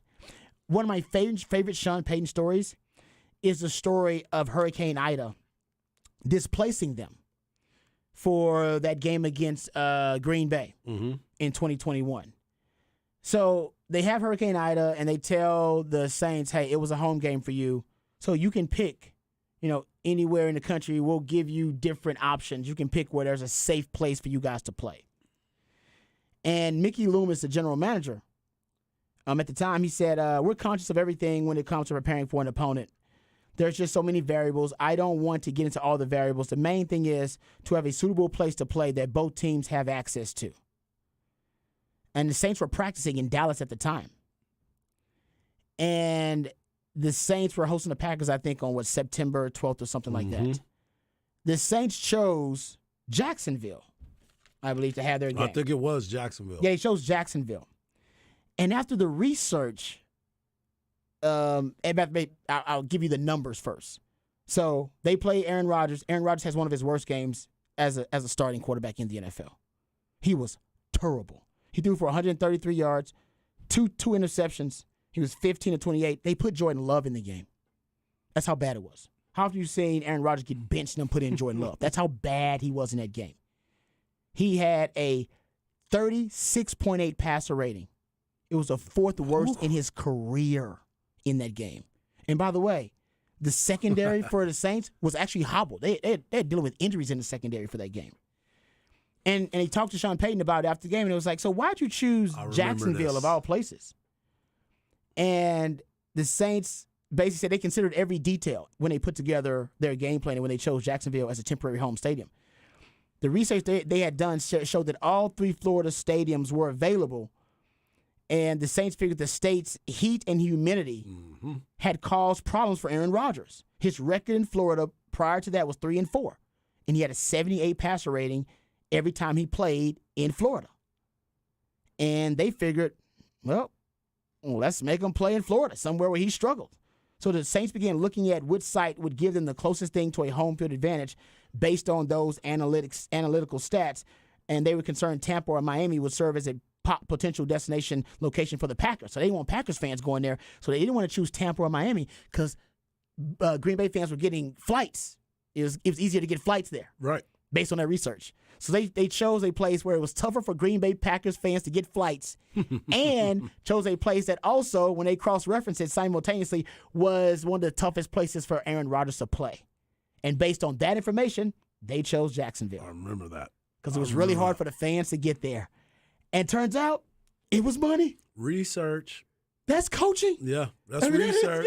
That's right. That is great coaching, guys. That's attention to detail. Details. Yes. Thank you, Harj. Yes. That is detail-oriented details. stuff, man. Yep. Oh, I hope my coach would think like that. Oh, I want my coach to think like that.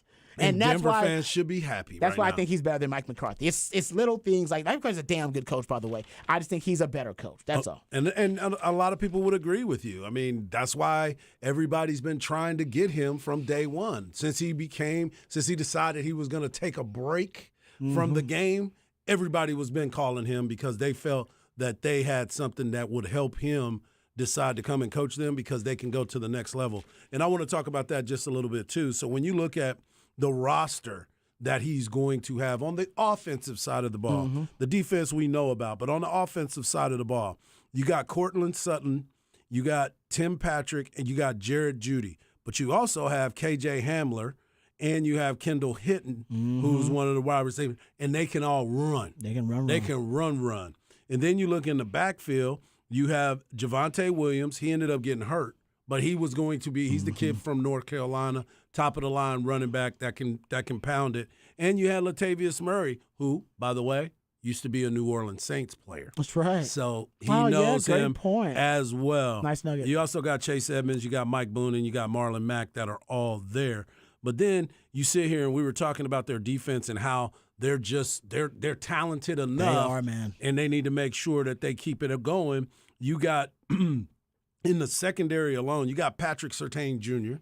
You got Kareem Jackson, who I think is a vet monster. from H-Town. Yep. You got Justin Simmons on the back end. You got Caden who's Stearns a pro, back there. And you have Caden Stearns and P.J. Locke is on that team as well. Offensively, you got Andrew Beck, who's there. You got Calvin Anderson on the offensive line as well. And you got Swain. So you have players that can come out there. And, again, we thought at the very beginning when the trade happened, Super Bowl, and they went out there and laid a absolute dud. Especially when you started hearing all the stuff, let's ride. You hear about Nathaniel Hackett and Russell Wilson always being together and him not hanging out with all the rest of the players. It kind of pushes you away a little bit. And especially for a guy, I know he likes to bring people in and have them come and do training with them. He's practicing with the helmet during the offseason. I know that he brought those guys in, but I don't think he was spending time with them. They were practicing, but I don't think they were spending time together. I think that's where he missed the mark. I know a lot of guys came to his defense because he was getting beat up a lot, but you can see when it's authentic and when it's not. And I think that's what Sean Payton's job now is, to build back up that locker room. Let's not forget, them offensive linemen wanted to beat him up a lot. Yeah. Especially Dalton Reiser. Dalton Reiser wanted to choke that dude on the sideline a couple times, and they had to calm him down. Yeah, no, that's one thing that I think they do have to rebuild is the credibility of Russell Wilson in that locker room. Yep. It's pretty clear that he lost some respect from his teammates in that locker room for more reasons than we probably privy to. Yep. So let's get to the Big 12 football schedule released. We'll get back to some NFL conversation next segment because the Cowboys are interviewing OC candidates for that vacancy. But the schedule was released for the Big 12. For the Big 12 season, and by the way, it's 14 teams, so you got a full Monty because all the new teams are added to the Big 12 schedule here. And just to give you the Texas games just really quickly, Rice at home, Bama on the road. You got Wyoming at home, Baylor on the road. Then you got Kansas at home. Then you go away from DKR. You'll be going to Dallas for the Texas OU game in the Cotton Bowl. Then you got a bye week. Then you go to H-Town to play U of H. Then you at home versus BYU, at home versus K-State. Then you're on the road, back-to-back road games, the Purple Kryptonite with TCU and also Iowa State. And then you end the season at home versus Texas Tech. I think it's a schedule that actually is favorable for Texas. I love this little factoid. The thing I like most about it, there are only two teams that I can see on this schedule, and that's Texas and Kansas, who don't have to worry about an opponent playing them after a bye week.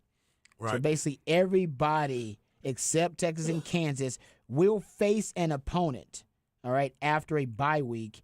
Texas and Kansas won't have to worry about that. That's a huge advantage, guys. Yeah. That's a big advantage. Because usually a team gets 2 weeks to prepare for you, depending on who that team is and how good they are. That means they're going to have a really good game plan. No team will have that luxury when they play Texas or Kansas, for that matter. All right, let me ask you this. When you're looking at this schedule and, U of H is there, do you think about U of H, man.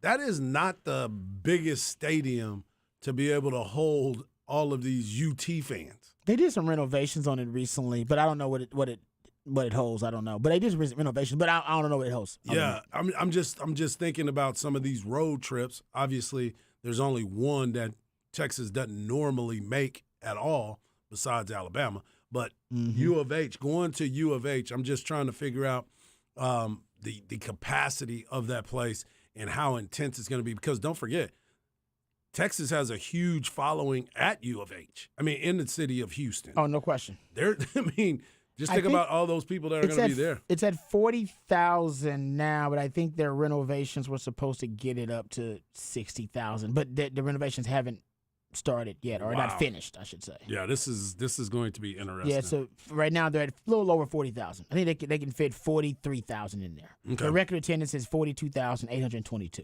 Wow. Yeah. Okay. Oh, it'll be a high ticket, man. Oh, I'm It'll sure it is right now. And we'll make it. We're going to make that road trip. Definitely. Take out the French's, man. Get some of that Oh, French's I'm fried down. chicken. I've right been there. across from U of H, man. Never lost. Oh, man. Just supremely seasoned fried chicken. But anyway, away from that Yardbird, getting back to the schedule for Texas. I'll say this, though. One other thing I like, you do have what I think are going to be 2 of your 3 most physical games. Well, I guess Oklahoma's supposed to be a physical game, too, so maybe 2 of your 4. Alabama, of course, on the road, playing the SEC. That's going to be a slobber knocker. Then you got to play Oklahoma. The Texas State Fair street fight, if you will, is always really physical. But then you got to play BYU and K-State back-to-back, but you get them at home. Yeah. Those are physical games. BYU, those are grown men. They pay mortgages. They got bills. They got kids and families. They ain't taking really taking missions and stuff. No, those are grown men, man. I know. You know it. So I like having that game at home because it's really physical, and I like that K-State game at home because K-State is always a physical test for you. And the truth is, K-State might be considered one of the leaders, or at least the conference leaders coming back this year, considering they got Will Howard coming back and they don't have a lot of their pieces. They lost Deuce Vaughn. They did lose Deuce. But they'll be bringing back a lot of different pieces too. So I'm glad you got those 2 games back to back at home. Yeah, that's gonna be beneficial. We hope. We just need to make sure that we win and represent home. That's the games. You need to make sure that you win all of your home games. We know it's tough. This is the Big 12. It's real tough. That's a lot to ask, but that's what the purpose is, right? That's what you're supposed to be doing, defend the land. And it's going to be really interesting to see how this season plays out with the new teams in the Big 12 also. Oh, I can't wait. I'm really excited. This is what I wanted. Remember, I kept saying, I said, there's nothing wrong with a Big 12 full of 14 teams for at least 1 or 2 years. It's just 1 or 2 years. You're like, oh, it's going to hurt Texas in recruiting. Oh, it's going to hurt Texas going forward toward the SEC. Why? It's just 1 or 2 years. It's cool every now and then to get outside of your comfort zone and do something fun and unorthodox and non-traditional. It's cool. Listen, I don't want to be in a throuple, but hey, group sex is fun every now and then. All right, I don't want to do it all the time, but on vacation, it might be fun to do it. And that's basically what this is. This is vacation group sex. Did you for say Texas. a throuple? Yeah. Okay. Throuple or a polyamorous relationship, whatever. My point is, I don't want to do that. Hell no, all right? That's too much. That's every day, all day. No, it ain't fun. But if we go on vacation somewhere to an exotic island and we get to have some little fun, a little menage a trois, it's all good, all right? But that's only for one night. For one night. This is one season. We can do it for one season, guys. It'll be fun. One season. One season of group sex. Yep. That's it. There you go. And after that, we're going back to our old way of life. Actually, we're not. We're going to the SEC. I was going to say, it's about to get real dangerous. Yeah. This is like the bachelor party before it gets real. It's about to get dangerous. Yeah, you better live it out. You better have some fun right now. I will say I actually like the road schedule better than I like the home schedule. Is that weird? That is very weird. Because you I don't ain't mind going Bama. on the road except for Houston. Yeah, because I don't really listen to Bama. If Texas is not up for the Bama game, then you got That's the wrong on Texas, yeah. coaches in there then. Yep. Right? That's a game you should be up for. Matter of fact, that should be the game that they are up for, and there should be a letdown maybe after that, like there was this year. Texas Tech. Is Gary Patterson already looking at that pregame right now? Is he already breaking down that film? You know what I mean? Like, yeah. But I am, in terms of the road games, Baylor is a little concerning. I'm sorry, on the road, but man, I'm worried about BYU at home. K-State at home worries me. And Tech, honestly, at the end of the season at home, that worries me. And you're right, the Kansas game before Oklahoma Absolutely. is a little concerning considering what Lance Leipold has built. But, yeah, I mean, Bama on the road, they're going to be a test. But Baylor on the road, they lost a ton at Baylor, especially on the offensive and defensive lines. U of H on the road, man, they're just dysfunctional there. Yeah. TCU on the road, also most veteran team in the Big 12, but lost a ton of veteran experience. I am worried about Iowa State on the road, though. That concerns me. That's definitely That's concerning. Yeah, I mean, Ames is definitely a tough place to play regardless of when the year, what type of time of the late year. in the year. And that's going to be a place that it looks bad. That field looks bad. The grass, you just don't look excited to be on that field. But Texas has to be prepared because they're going to end up playing all these teams anyway. So go in there and do what you got to do, man. Yeah, it's inhospitable. I think it's what I would describe Iowa State Very or Ames, Iowa, and late in the year as. All right, we come back. We'll get into Cowboys interviewing for their OC vacancy and the Cowboys and the projected salary cap. All that and more right here on Ball Don't Lie, 104.9 The Horn.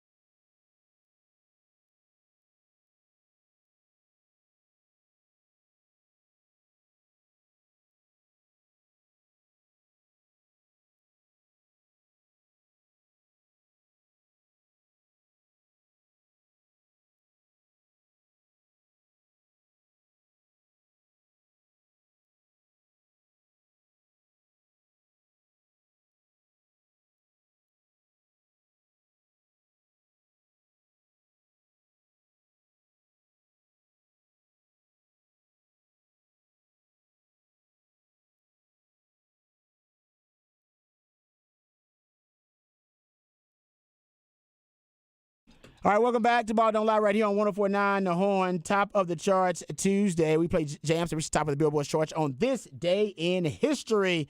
And my man Patrick always doing a good job jamming on the top of the charts Tuesday. Let's get to the Cowboys news while we got some time here, because the Cowboys are already interviewing candidates for their offensive coordinator vacancy. And the latest candidate they're interviewing for that job is Jeff Nixon.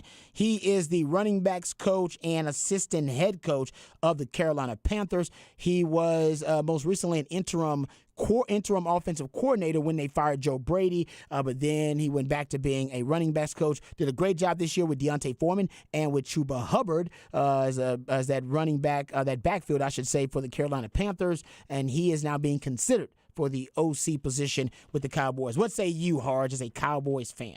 I mean, what he's done with the running back position has been great. I mean, this is something – Cowboys aren't bringing back Skip Peete.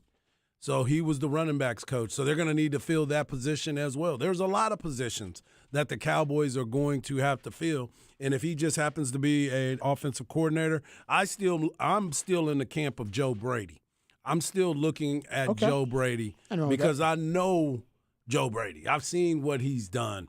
And I believe that he can be an integral part of what the Cowboys are needing, and that is a good quarterbacks coach and somebody to not necessarily handhold. Dak's been in the league too long to have his hands hold, but he needs to make better decisions, and I think that he will help him with that. Now, Jeff Nixon, I'm not ruling out for that. I'm going to have to continue to dive into his past and continue to look deeper into his past as far as who he's helped. But what he did last year, spot on.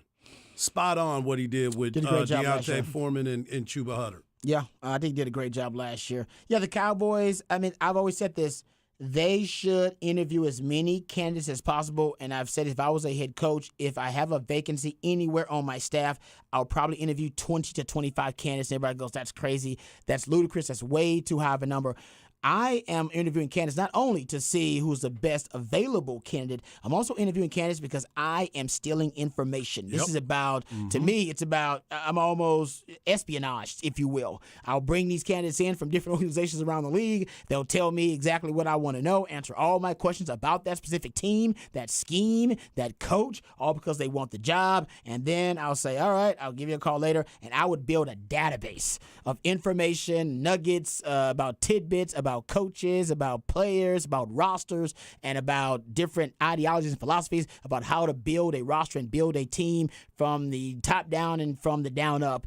And I would be doing that all the time. And right. Jerry Jones at this point should have a file on every damn team, coach, and personnel man in the league if he was doing that. But everybody doesn't operate that way. But that's what I would do because, I mean, all you're doing is gaining more and more information. You're just, accumulating data about your opponents and about your peers. Well, and another thing that I like is both of these guys that I just mentioned are outside of this family of the Dallas Cowboys. Very I need true. somebody that's not been in there, that doesn't have a relationship with anybody in there, that is going to come in and actually, lay the hammer down on some of the things that have been missing within this organization. You need fresh eyes, not guys that have just gone through the motions, so to speak. Because whatever it is, and I'm going to say it, we won 12 games back-to-back years, but the Green Bay Packers won 13 back-to-back years and didn't get to the Super Bowl either. You're right. So, when it gets to crunch time, winning time, as we've been talking about, and when you have to go and play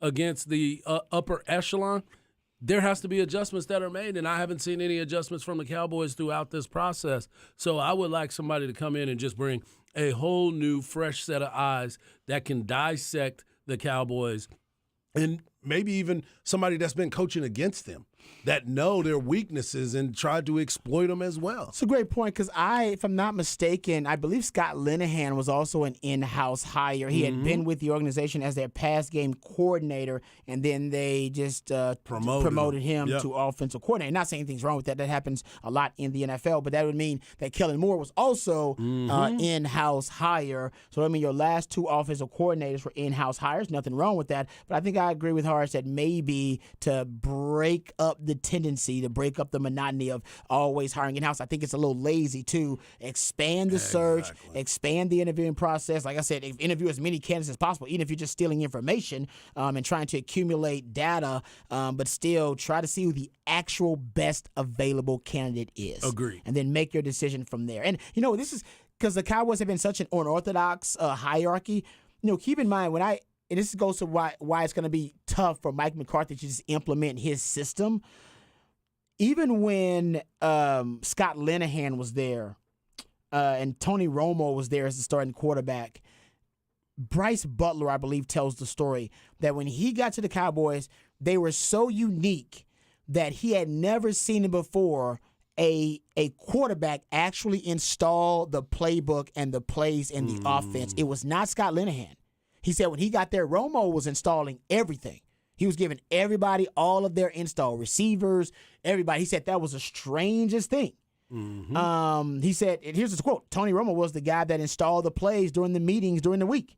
He talked about all the stuff. When I first got there, I had never seen anything like it. When I left Oakland, Derek Carr was a second-year quarterback. He was a kid, and my rookie year was Terrell Pryor, so he wasn't calling the plays. So when I first got to Dallas, when I saw all the input that Tony was telling us, I was like, dang, this is crazy. The coach ain't really, really coaching.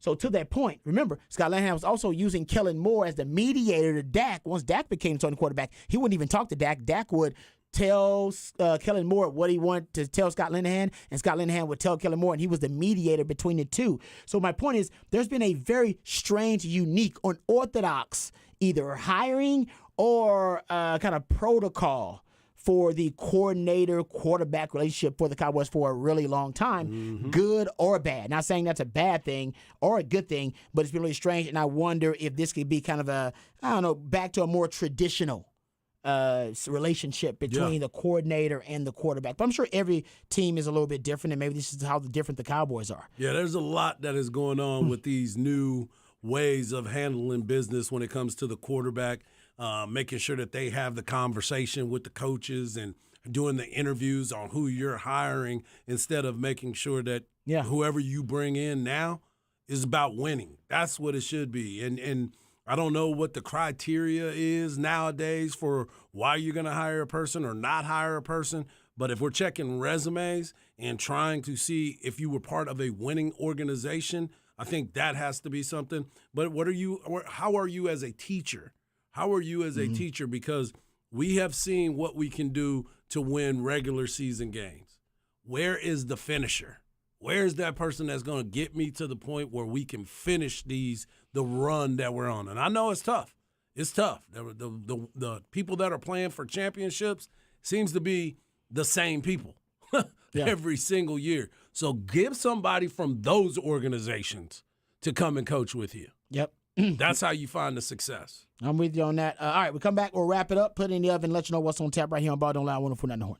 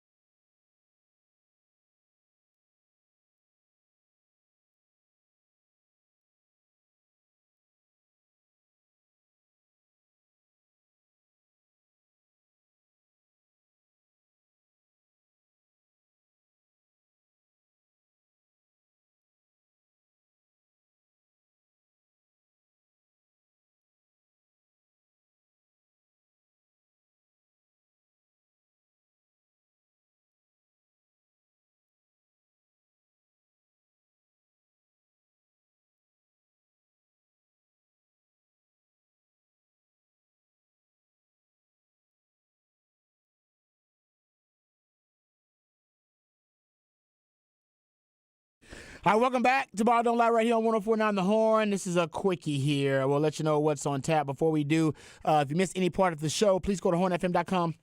You can catch up with any part of any of the shows you might have missed. What's on tap for you tonight, Harsh? I'm going to watch K-State and Kansas, because I got ESPN+.